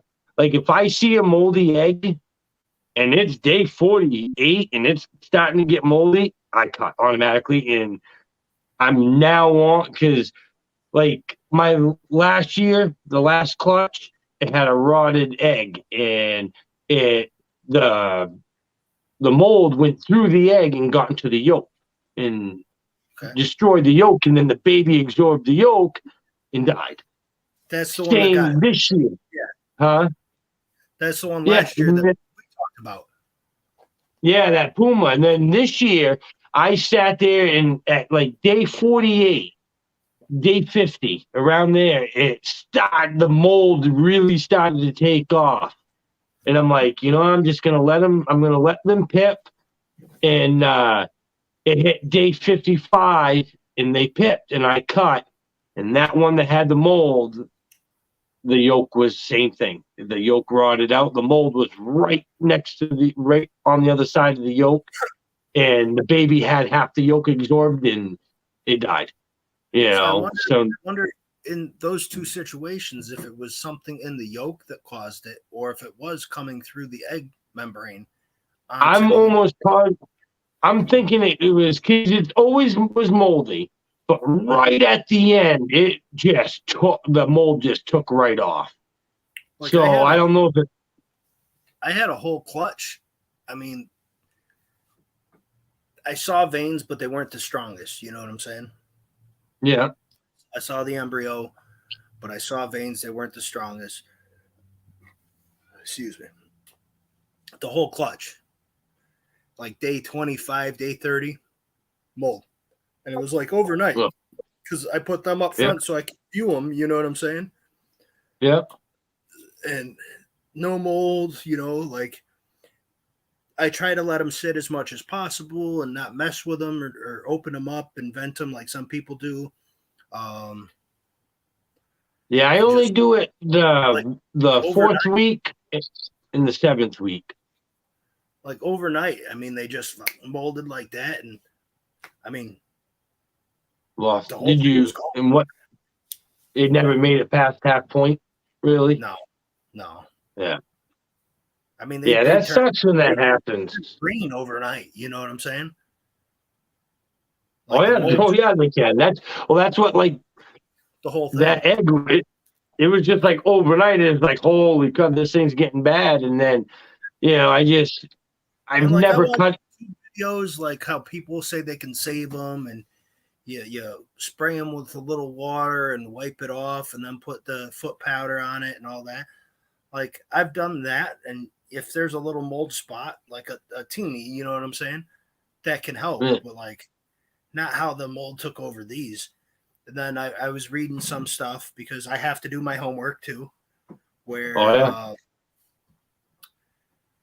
it said, what the hell was it? It said it was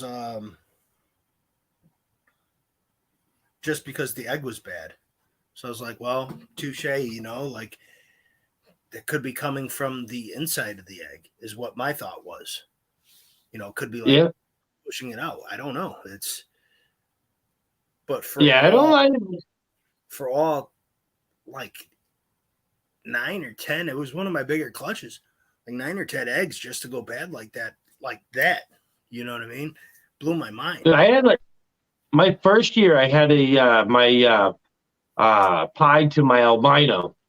I was just trying to make double hets, and all 10 babies, they're alive, it was I think it was like day 58. They started pipping. I cut them open, and all the yolks are green. They're like lime green, and there was 8 of them that died the next day. They were dead. Yeah. They had half the yolks absorbed, dead. So I immediately took the other ones out, tied the umbilical cord, tied it off first, and then cut it. And those 2 survived. I had to do that. That was interesting doing that last year. Because I lived on a farm and stuff, so I knew how to castrate or rubber band animals and stuff. And I've never had to do an umbilical like that. But I mean, it's the same concept. I had one trying to come out of the egg with the yolk still, not a huge batch or part of the yolk, but a good part of the yolk still attached. And I had to tie it off. And I'll tell you, man, I was nervous. I was like, take deep breaths, dude, like talking to myself. Take deep breaths, tie a good knot. I can't tie nothing like for a shoe because the dental floss. I don't know if the camera just picked up that one of the snakes just farted. No. But, yeah, see, I've had puppies, and I've bred puppies my whole life. So someone yelled at me for they're like, I like how you had the time to do the video for showing how to tie a umbilical cord. As the thing is being hurt, and it's like the thing wasn't being hurt, and I had it all set up before I even started to do it. Had it ready, so I was gonna do it. So what's the point of not having the camera? Might as well have it there to show people. So the night prior that one came out, and I put it back in the egg, and it stayed for overnight because it was like, I don't know, 10 o'clock at night when it came out. So I didn't have any normal dental floss, no, because I wanted to use the non-mint, the whatever, like the most plain Jane. So I had to wait till the CVS or whatever opened. And I went and got that, and I mean, I tied it off, and it was done. By the time I got home and did it, it took 2 minutes. So it's I have a couple pieces of butcher string in my cabinet right here, just for that reason. You never know, and butcher string really works the best. Okay. Oh, I'm sorry, I haven't been doing. Oh no. Question both. What was your first clutch ever? Well, how you're the guest, I'll let you go first. I was trying to make, or I guess I was going for a long term. I was going to shoot for the the hell they call it, the cherry bomb. Oh, so yep. it was Mojave albino, a Mojave to an albino, and I ended up getting two eggs were slugs, and 2 eggs were good. 2 eggs hatched, both normal males. So like sex ratio on that was horrible. Morph ratio was horrible. But I mean, it is what it is. It was still the best moment, weren't it? Like it was awesome. Like a kid at Christmas, I was like, because they pipped, and I got all excited. It was like day 57, 58, and they both pipped at the same time. I was ecstatic. Oh yeah, no, it's definitely fun. Yeah, mine was close. Our first one was a cinnamon enchie lesser female to a lesser male, and we had 4 eggs. 2 slugs, 2 good eggs, and that was the best part, is because Emily and I both got our first egg was a blue-eyed Lucy. So when we first, Now it's kind of blah because it's just a white snake. But, our first snakes, it's like were blue-eyed Lucy's, pure white snake. It was pretty cool, you know.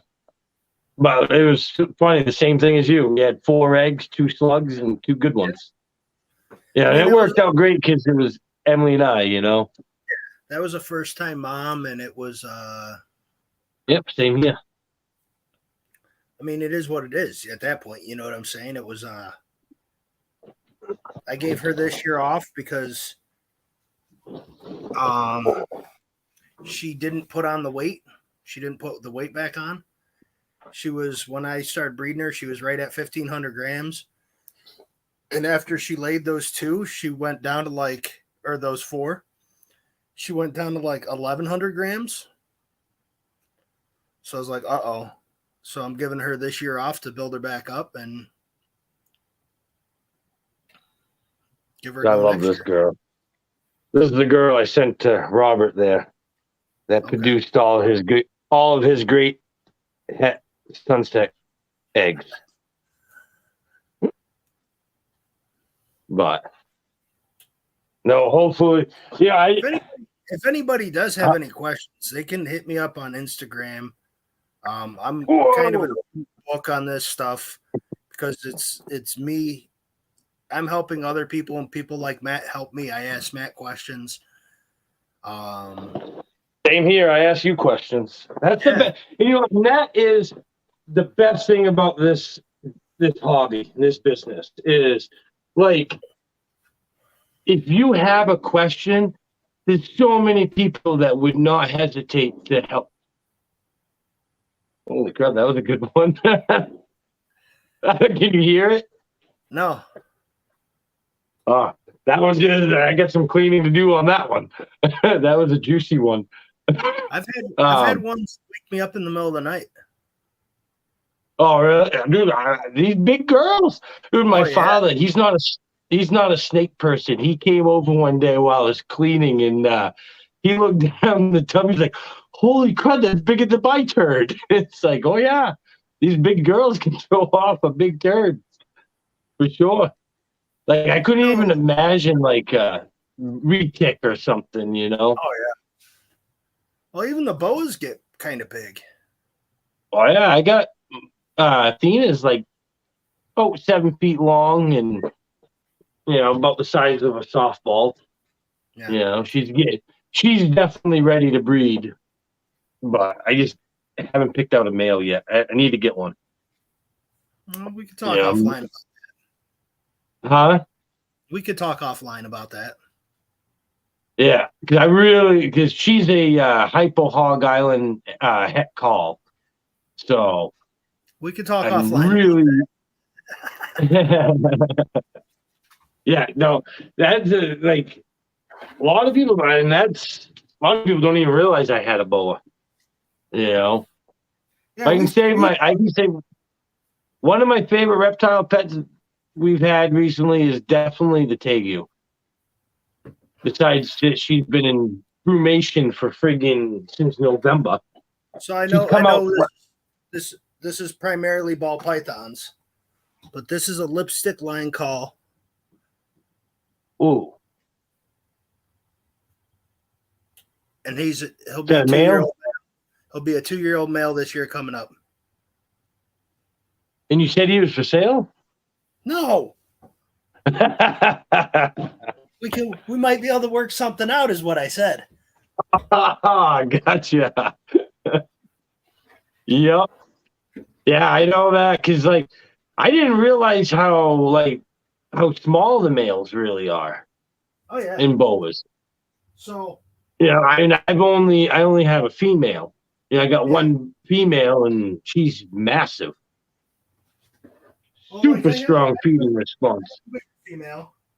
Now, how often do you feed them? Every 2 weeks. Yep, same here. And it is amazing though. She is on point on that 2-week mark. That morning she is on it. She'll come right out and start. So I have an older girl. I don't know how old she is. We call her Big Mama. She's Yep. 6.5-ish feet. She's she's almost, I think, 9 pounds now, maybe a little over. Oh, I've never weighed mine. She's a big girl. She's about that big around. Yep. About forearm. No. And she eats when she wants to. Like I always say with boas, they'll never refuse food. But she was fed live so long she won't eat frozen thawed. Yeah. See, mine will eat anything. Well, like I have mine other 2-3-year-old boas, and it's like yeah. I walk by, and I'm not a small guy. I walk by and they're trying to hit their tub like they're gonna kill me. You know what I mean?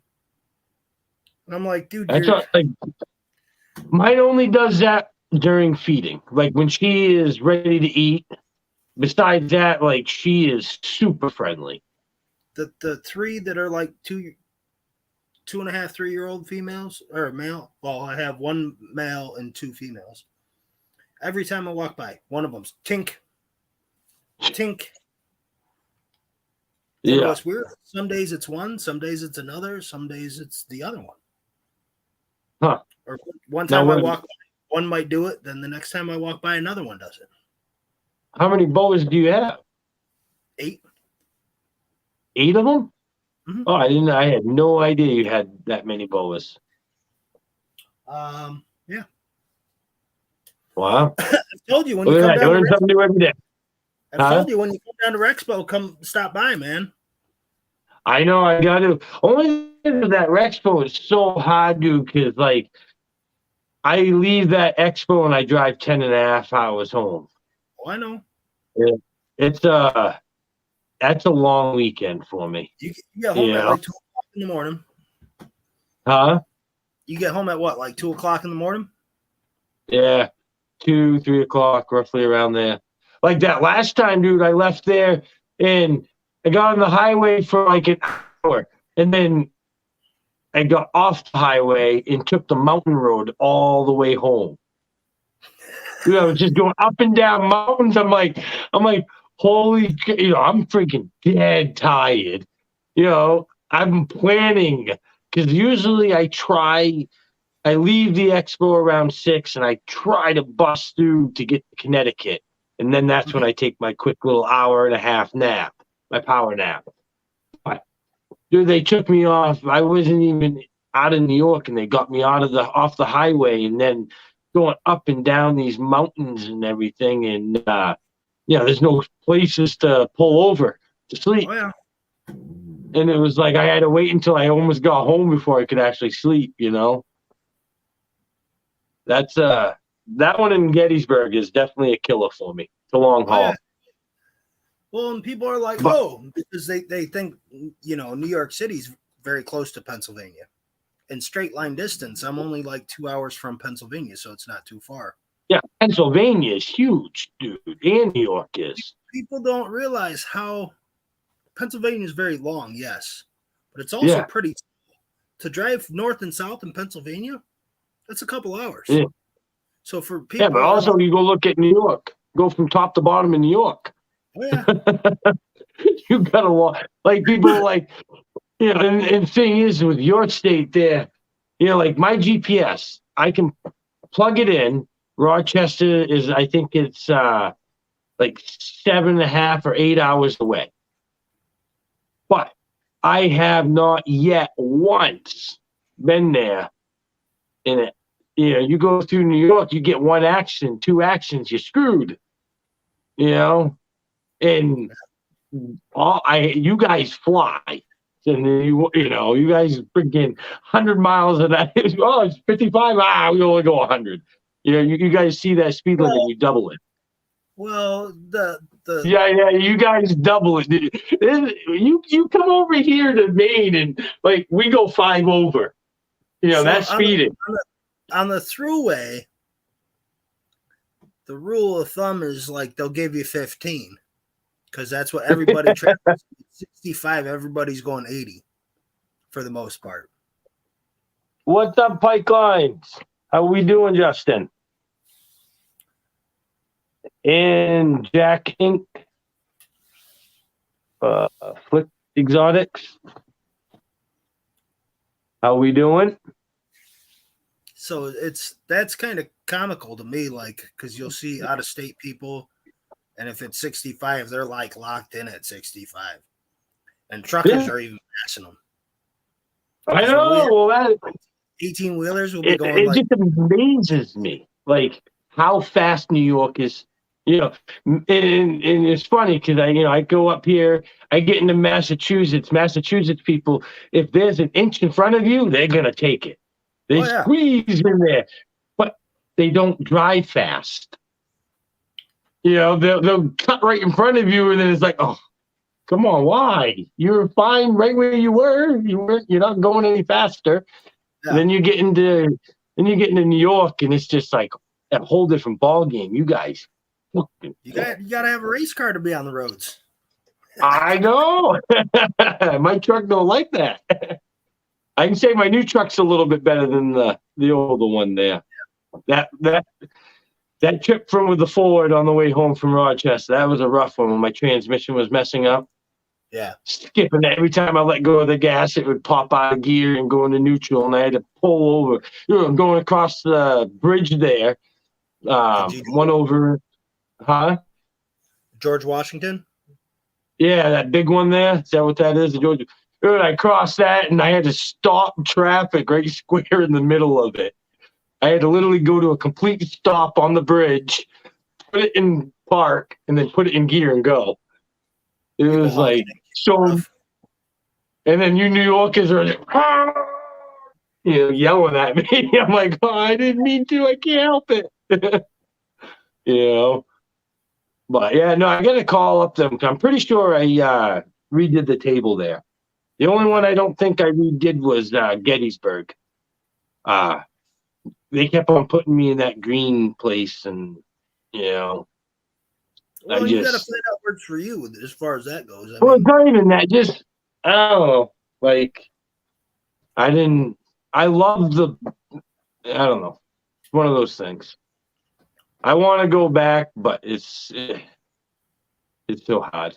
To me, the personality of the people that are putting it on to help. True.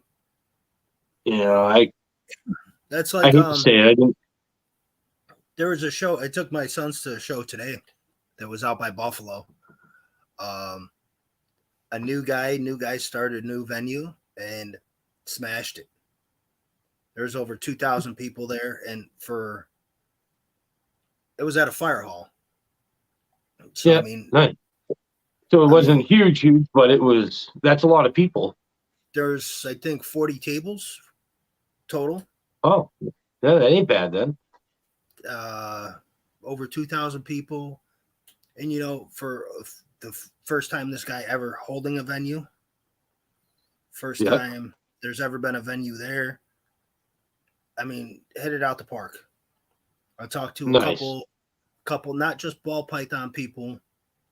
I have a friend of mine does axolotls. She did real good. Guys who had. I wanted to get those. I had a 150-gallon tank. I wanted to fill them with them. I think they're awesome looking. They're cool looking, but they have to be kept at such a low temperature. Usually. Yeah, but if you just keep them in your house, they said 70. Not above 75. Yeah, well, my house is never above 75. I live in Maine. Even during the summer, my house, I have a mini split. I keep my mini split at 73 during the winter, and then like 65 during the summer. My house don't change much. That's why, I got into the gargoyle geckos. I have all the geckos in the house.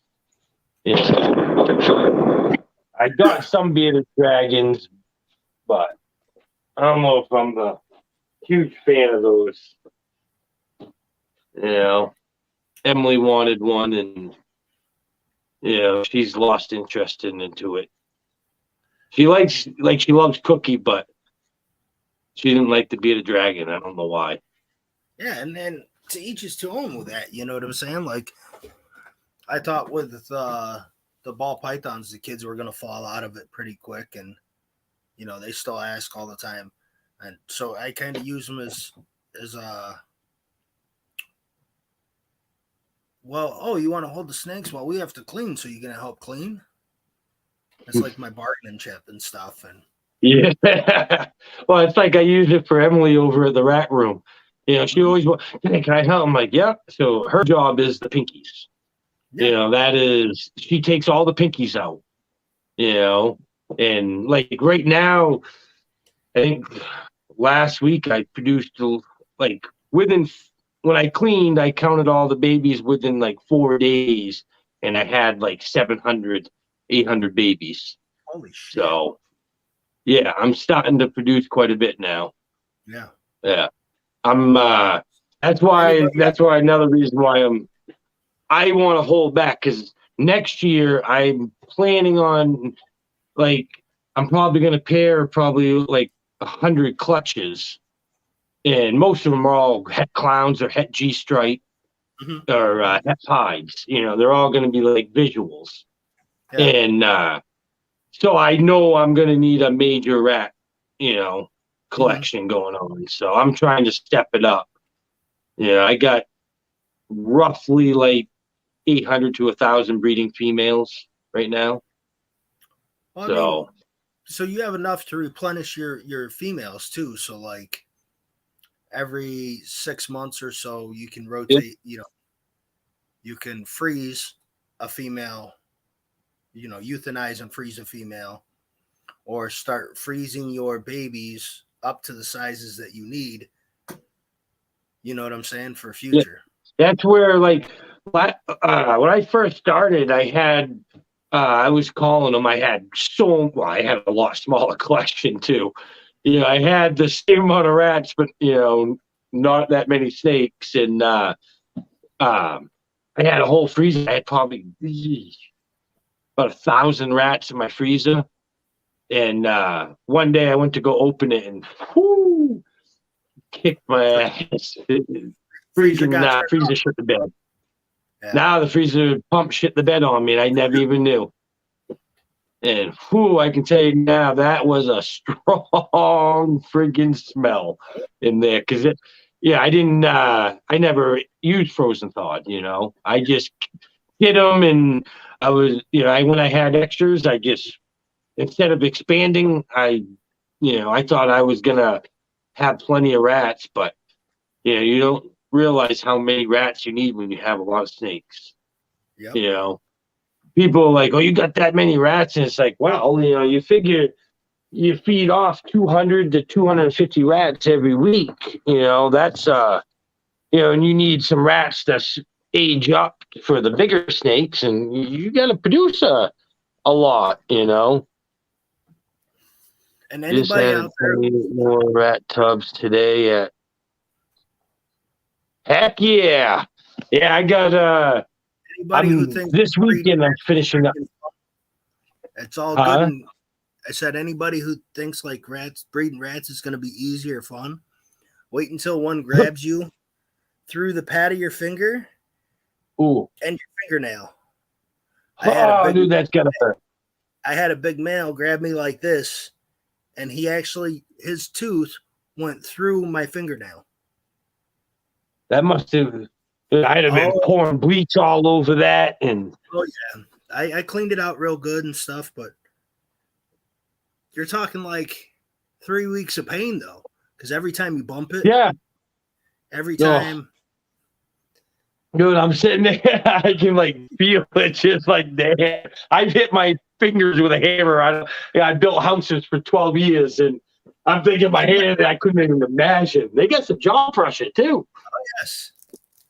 I can honestly say I've only been nibbled, and when I went to go take the baby, and the mother just went, just lightly, just little bump. Little bite and nothing. I had nothing right here, just on that little piece of webbing. Oh, That didn't yeah. See me. that didn't hurt as bad as the thumb.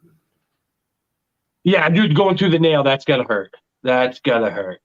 But I can say when I do my holdback rats, like if they make a peep, they're food. If they Oh, do yeah. a helicopter, they're food. If they're skittish, they're food. So for them to become a holdback, they got to be pretty mellow. Like Yeah. I can open up my tubs, my rat tubs, and I can have a bunch of rats in there, and I'm pretty safe to have that tub wide open.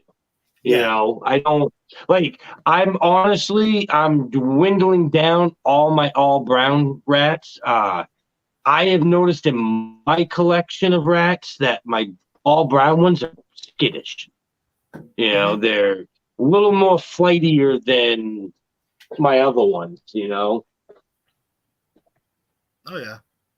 Yep, weed them out. Oh yeah, that's it. Like I said, and if they even think about doing the helicopter, I hate that friggin' thing. I You reached know, in. I was cleaning tubs. I reached in and I was pulling the feet. Whatever one I can grab the tail of, I put in the next bin. You know what I'm saying? And I reached in. I wasn't even the big male. I wasn't even going after. I was going after a female because her tail was towards me. I went to grab her tail. He grabbed a hold of me, and I picked him up like this. damn. And I'm honest. I was crying. It hurt. It hurt so bad. That would have been a dead rat. Well, That once he that got rat would have been food, huh? once he got off, I put him in a different bin, and he came in, and the boa ate him. Yeah, yeah.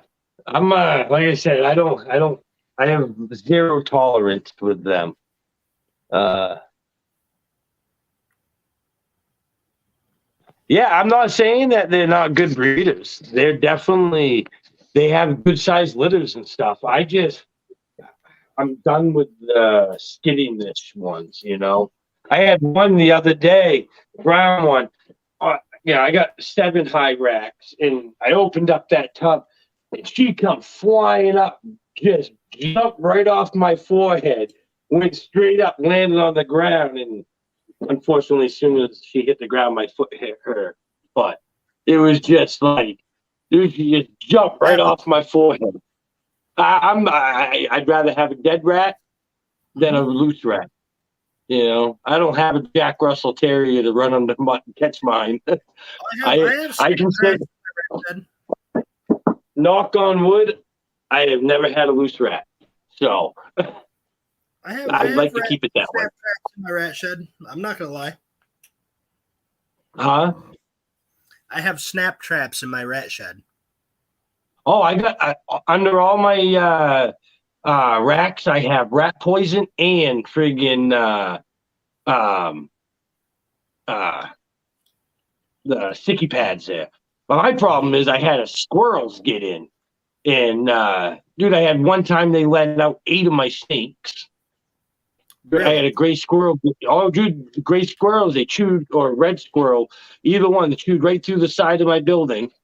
And friggin' uh, opened up 8 of my tubs, dude. I had 8 of them get out. I found all but 2. Uh, well, I found the other 2 dead later, but they were frozen. What was I getting rid of? That was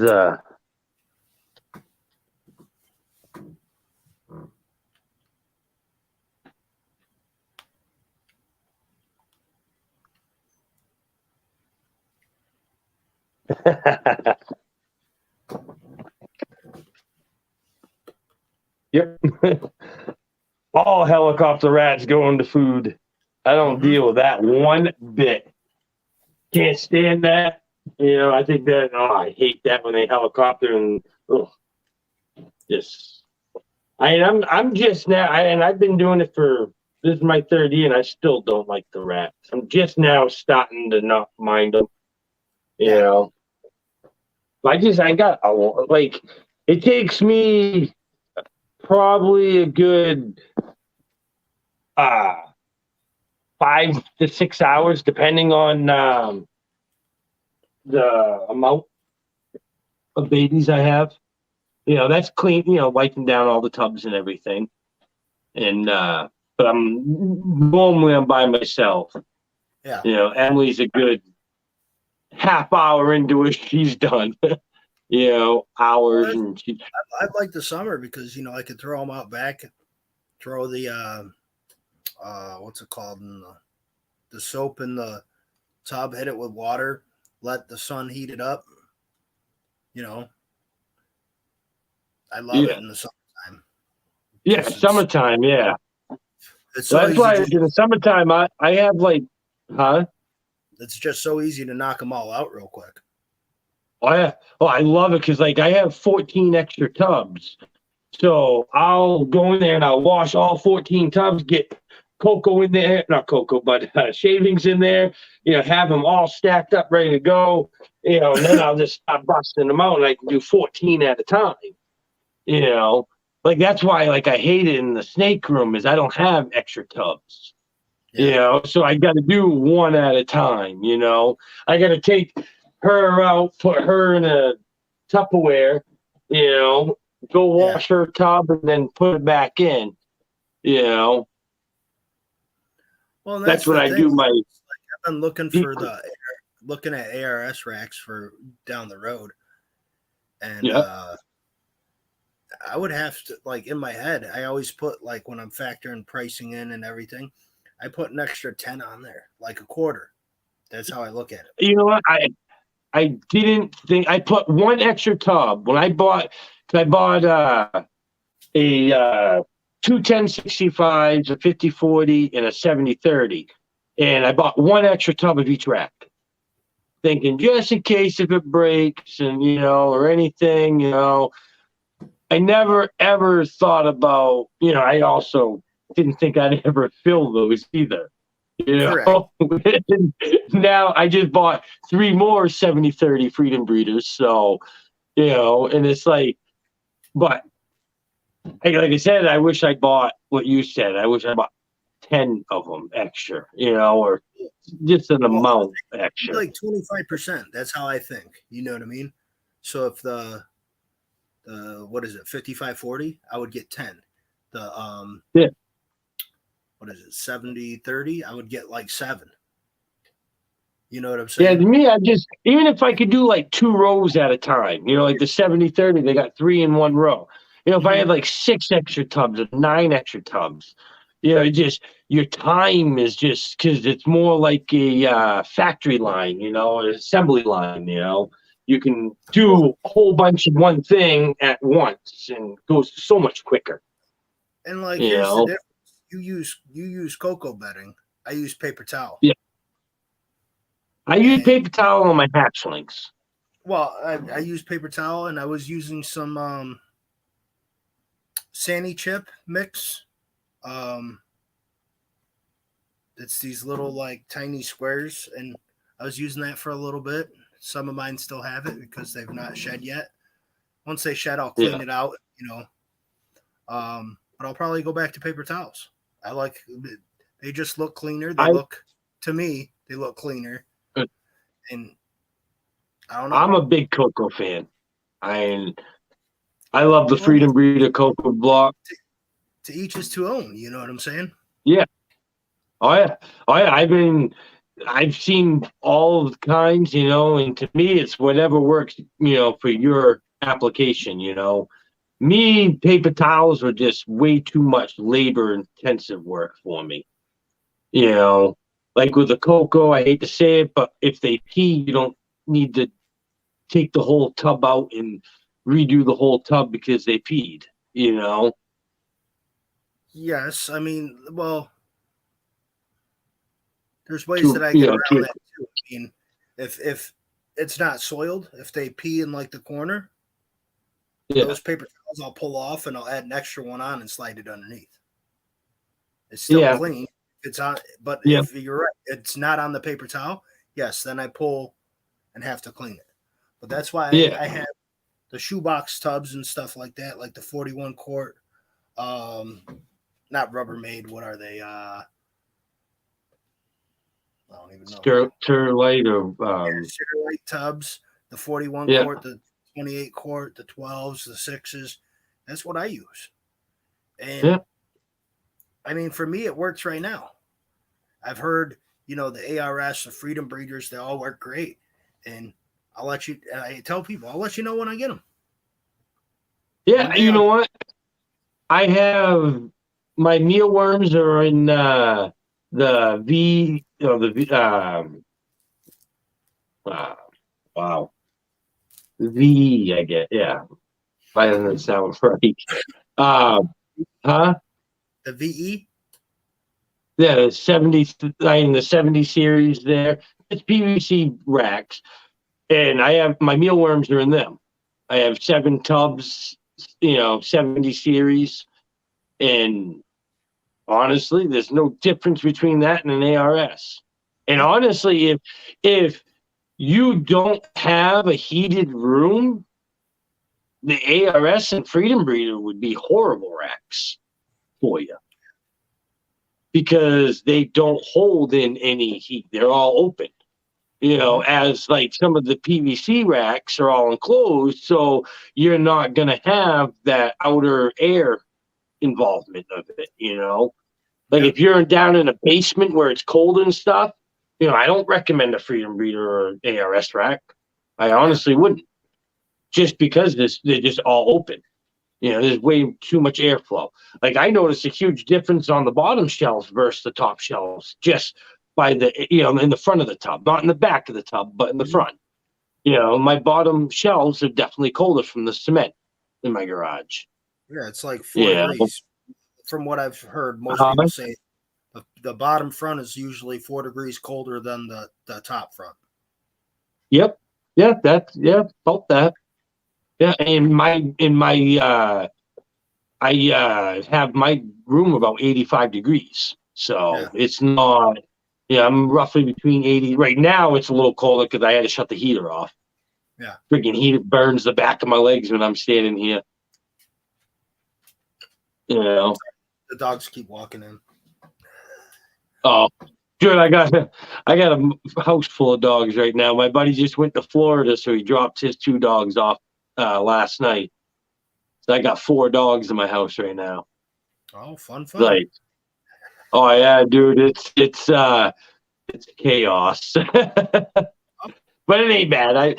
I've trained so many dogs. Dude, actually, I had to my friend had his snowblower stolen, right? And the cops have been investigating it for a while. Well, they just went over and did a drug bust.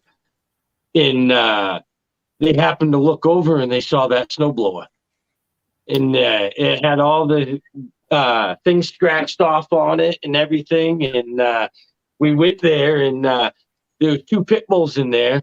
The cop was so scared, they ended up pepper spraying one of the dogs. And just because they're scared. And I'm like, the dog's barking at him and stuff. And I'm like, I've handled many dogs. I've trained many of them, hundreds of them. And I'm like, I can judge dog real quick, instantly. I can look at a dog and tell you, a lot about it. And I go in there and I look over there, its tail's tucked, it's, barking, but it's standing on the stairs. Yeah. As soon as I walk in, it ran right up. And I'm like, you're good. I'm like, they're like, oh, you already pepper sprayed it. It's probably going to be. I'm like, you already why'd you do that? I'm like, the poor dog. Well, that's why it's barking at you. It's pissed off at you. Used for that, you know what I mean? Yeah, like 99% of pit bulls are friendly as hell, And I mean, to be honest, I think anyway. What? That 1% that it's usually the breeders that make them that way. Exactly. It's like when people find out I have a Presa Mastiff. Oh my God, because you go on YouTube and you look up Presa Mastiff, and holy God, you would think that they're the worst dog in the world because that's all you show. Just like I said that I had that one video that's got 50,000 views on it. you know, and everyone will say, "Oh, you shouldn't leave that dog with your daughter. You're gonna ask him for trouble, and you know your daughter shouldn't be messing with its mouth." And it's like, dude, that dog ain't gonna do nothing. You know, it depends on how it's raised. You know, my dog. I have a Presa Canaro Master, and she won't even bark. You know, I can have. I hate to say it, but I bet you a perfect stranger could walk right up into my house and she'd just come up wagging her tail. It's the golden retriever you got to worry about. But we've been at it for 2.5 hours, bud. Huh? So we've been at it for over 2.5 hours. I know. I just happened to look at the time, like, wow, 2.5 hours. So all right, we're gonna wrap this up. But everyone, definitely go check out Patrick's Instagram and Facebook, right?